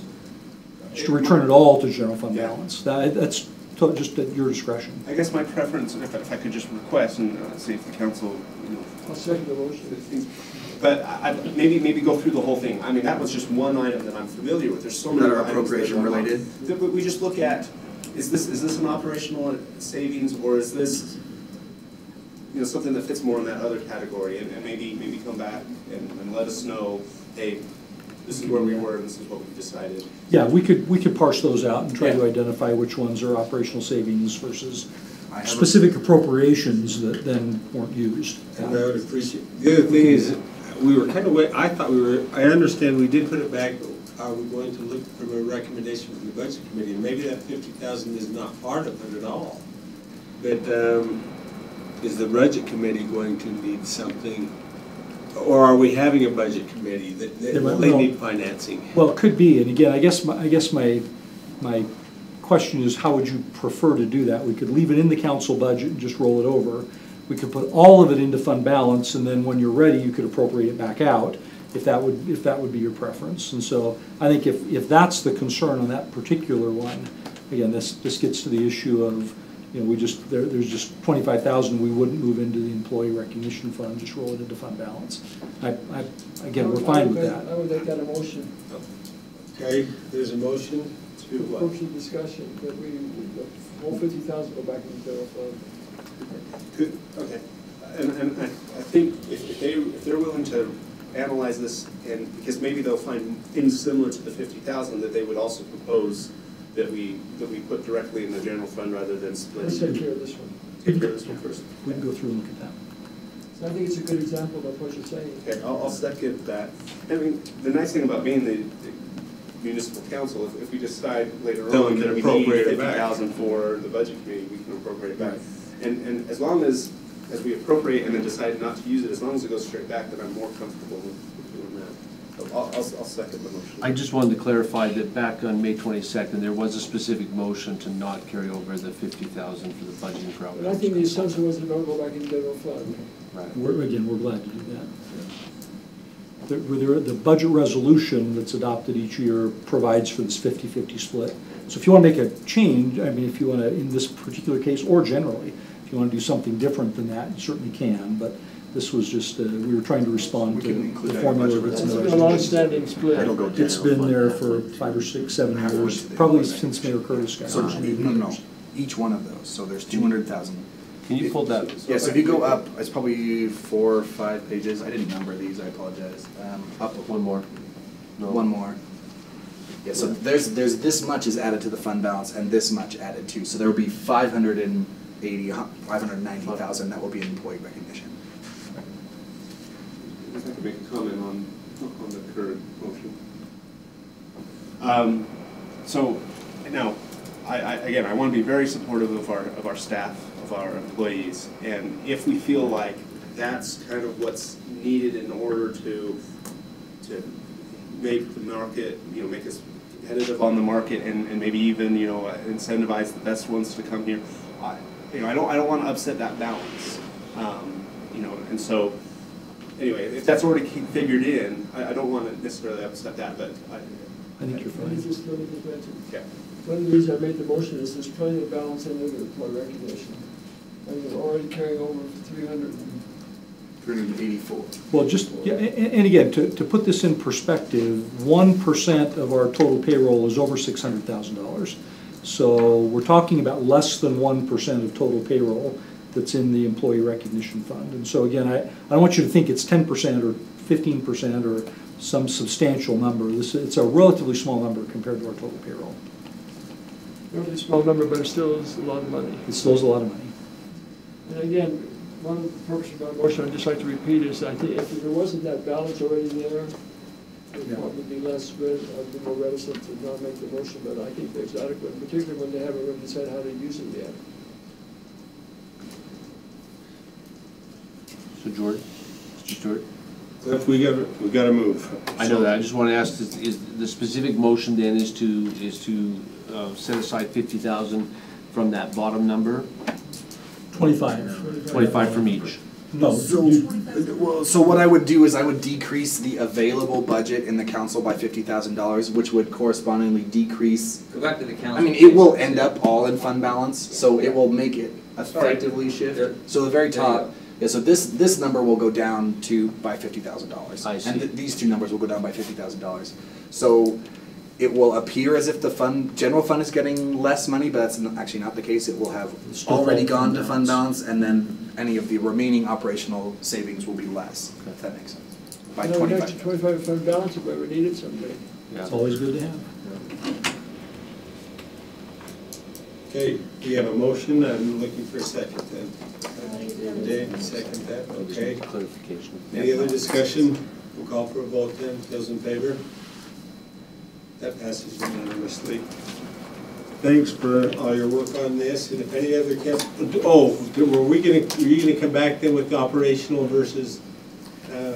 We'll go through those carryover items, try to identify any that are like this. Okay. Thank you. Yeah. We will now move on to item number 7, a discussion on the Second Amended Interlocal Agreement between Provo City and Utah County regarding the Westside Connector, and Dave Graves will present this.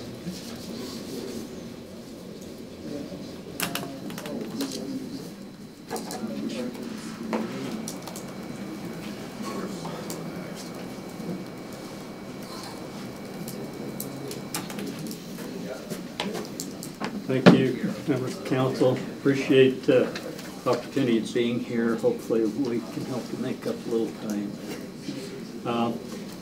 This item has to do with an interlocal agreement that we have with Utah County. It's on the Westside Connector project. 2 or 3 years ago, there was a request that went through MAG and the county for contingency funding approval to be added to the project. At that time, that was approved. It went through the county commission and the city council at that time for approval. It was signed by Mayor Curtis back in August of 2016. We've been trying to wrap up several items on that project and recently submitted a request for funding reimbursement from the county. When that got to the county, their finance department started looking at this and they said, we would really like to revise this agreement so that we can have a little more flexibility in the accounts where that reimbursement's coming from the county. And so they asked us to process an amended agreement which essentially takes off limitations from specific funds that the county has and allows them the discretion to use whatever funds they have the fund balance in. And so that in essence is what this interlocal agreement is. There is no additional funding involved. This is all reimbursement that the city's looking to receive from Utah County for that Provo Westside Connector project. And if there's any questions, I'd be happy to answer those. Doesn't change the amount, just changes the sources. Gives the county flexibility to use multiple different sources if they choose to. So that explanation was very helpful. I think in our papers we only had what it was changing to, not where it was changing from, so it's hard to see what was changing.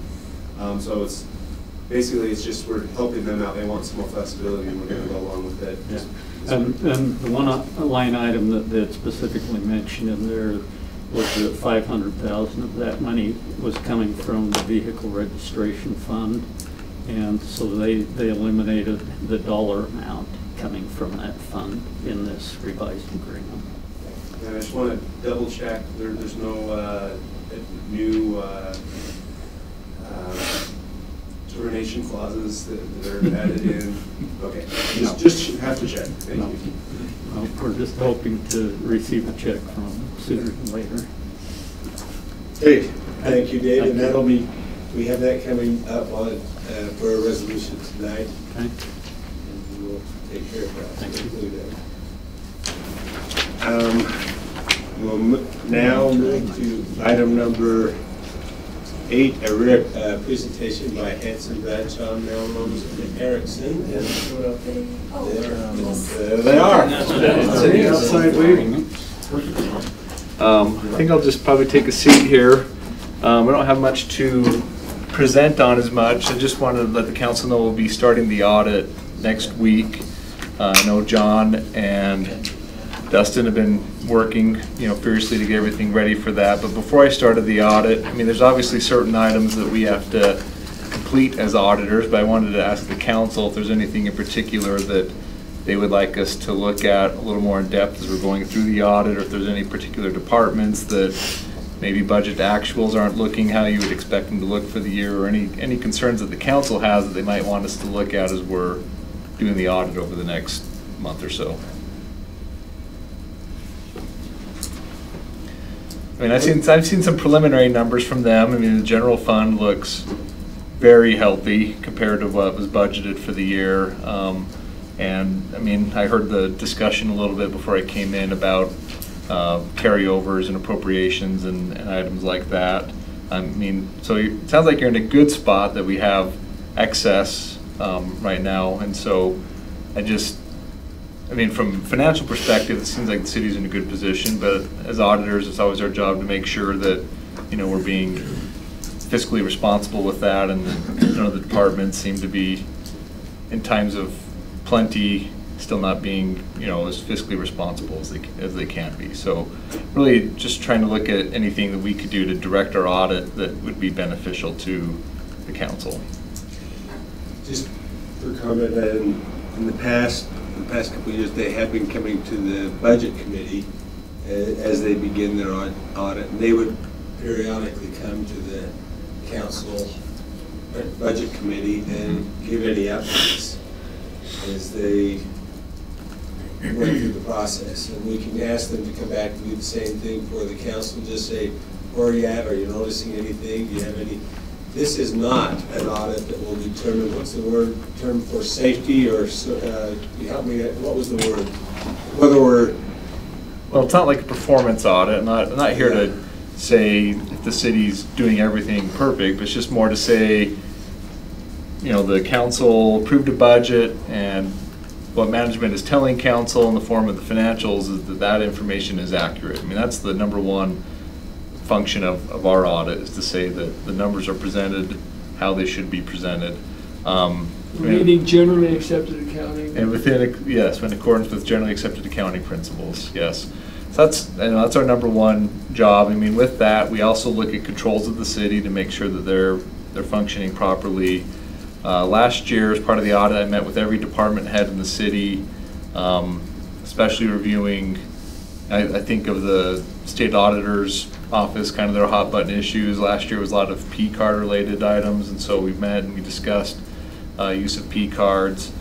I think from a financial perspective, the only things I'm aware of that are be a little bit different this year, I mean, we had a couple of bond issuances related to airport improvements, a bond refunding for the rec center, and then a new item is bringing the ice sheet into the city's books, where before that was a standalone audit that we did last year, but now that will fall within the audit of the city as a whole. And then there's one other kind of random accounting pronouncement the city will have to adopt this year for its OPEB, other post-employment benefits. It was 3 or 4 years ago we had to bring on a bunch of balance sheet items related to the pension plan of the city that's run through URS, and similarly this year we'll need to do that for the other post-employment benefit items, and that's not nearly as significant as the retirement piece that we did 3 or 4 years ago. So I'm not familiar with this audit. Okay. This is my first time, but do you give us any recommendations or assess the health of our debt ratio and that, or is that beyond? No, we don't do any of that. That's more benchmarked, especially when you go out for new debt. Can't think of the financial advisor, the due diligence companies. They'll give that sort of information. I mean, we do look a little bit at certain ratios, especially within the enterprise funds of collections there, increases in revenues. I think thinking back to last year, the only finding we had was related to kind of accounting oversight of the city's capital assets. That was really the only significant audit adjustment we had last year was related to capital assets. I can't remember exactly. There were maybe some assets that had been recorded a couple of times. So that was our main recommendation to management, was that somebody review those capital assets before we come in for our audit. I mean, historically, I don't want to go back too far, but we have had some single audit issues, and that might be another item this year, is the single audit. And I don't know where the expenses lie for the airport improvements, because I know they were going to be applying for a grant to get some reimbursement on that, and maybe we haven't hit too much on that in fiscal year 18. That might be more fiscal year 19 before we really see that as part of the single audit. For those who aren't familiar, any federal funds that are received, if you receive more than $750,000 of federal funds, that requires what's called a single audit, where we go and look at those federal funds and that the city is compliant with the requirements of the grant money that's being received. And so historically that's been much more CDBG driven and whatnot, are kind of the major programs that the city provides. But I know with the Duncan Aviation project that there's going to be some sizable grants coming in related to that. But like I said, I don't think that's gonna be a major item in 18, but probably more so in 2019. The word I was looking for was control issues. You're not checking our controls to see, you're just checking to see if we have control. Yeah, we gain an understanding of the city's controls, and as part of that, I'll sit down with accounting and we will walk through a couple of transactions, whether it's payables, receivables, cash management, procurement policy, and gain an understanding of those controls and make sure that it appears that they're functioning properly. And in some years we'll say, yeah, maybe we'll dig in a little more and let's actually look at 40, purchases.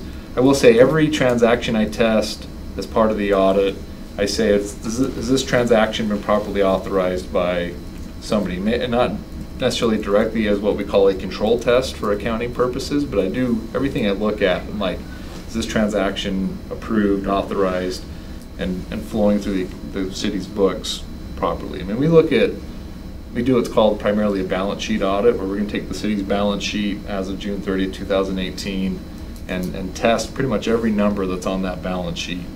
And as we look at certain transactions that make up those numbers on the balance sheet, we verify that they are flowing through those controls that we gain an understanding of at the very beginning of the audit.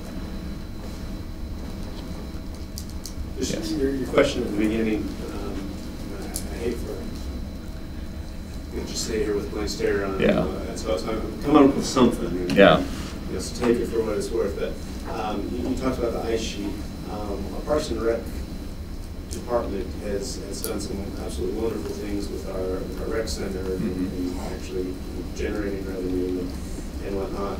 They've done a lot of really great things recently, but when those things start flipping and when we bring in new operations and all of that, that might be an area of just a little higher scrutiny to make sure that as they're shifting gears, that everything is being done. Yeah, and I was talking to Dan Follett right before he came in, and the city, for all intents and purposes, has been operating the ice sheet.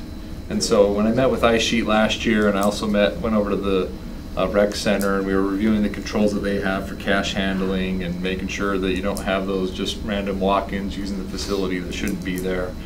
So I feel like there is a good handle at both facilities, but now that it is 100% kind of city operated as opposed to having some county intervention there, I'll probably go over there again this year and just make sure that everything is operating as it should. But I agree with you, and I met with the Parks Department last year, or the Rec Department, everything, I think they do a great job over there at that facility. So I guess the question for the council is, would you like them to come back again in a certain period before they complete their audit and give us a report before it is finalized? Why don't we ask them if they have something that the city's talking about before the audit, so for them to come back. I'd like to leave it up to them. Yeah.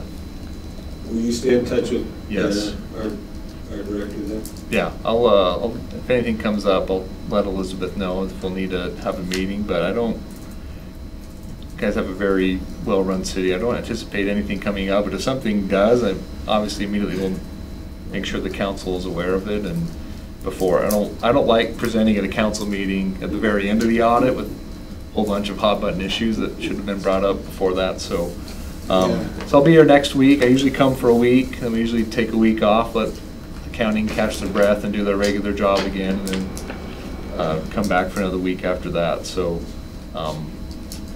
if anything does come up, I could plan on meeting with the council in October, but otherwise I'd say you probably won't see me again until end of November or beginning of December. Historically, we've presented at your first council meeting in December.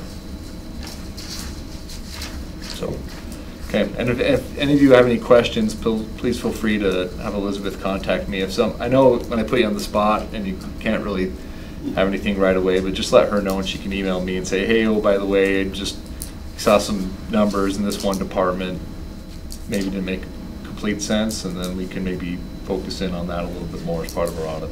And just so you're aware that when we do that, we're usually expected to approve that audit that night. Yes. Yeah. And so if there are any oddities or any deficiencies, I think the council would like to know that beforehand of what we can do So we get to that night, we won't have to ask the question, well, why, how come what do we need to do then?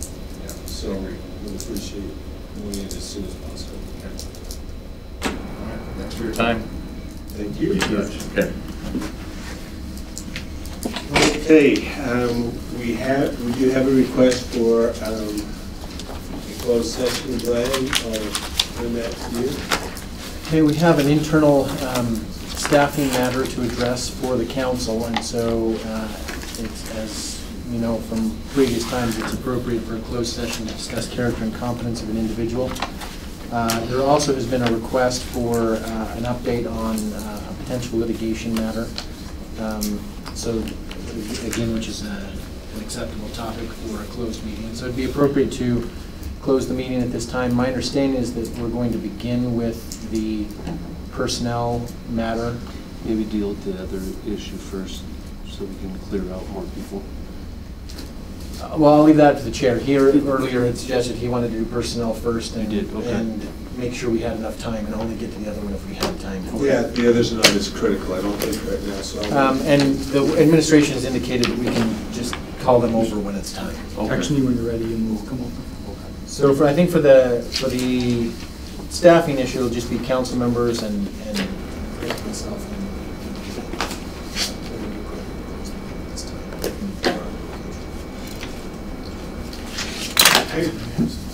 Thank you very much. And we'll move into that. Oh, a motion. Thank you. Second. Second.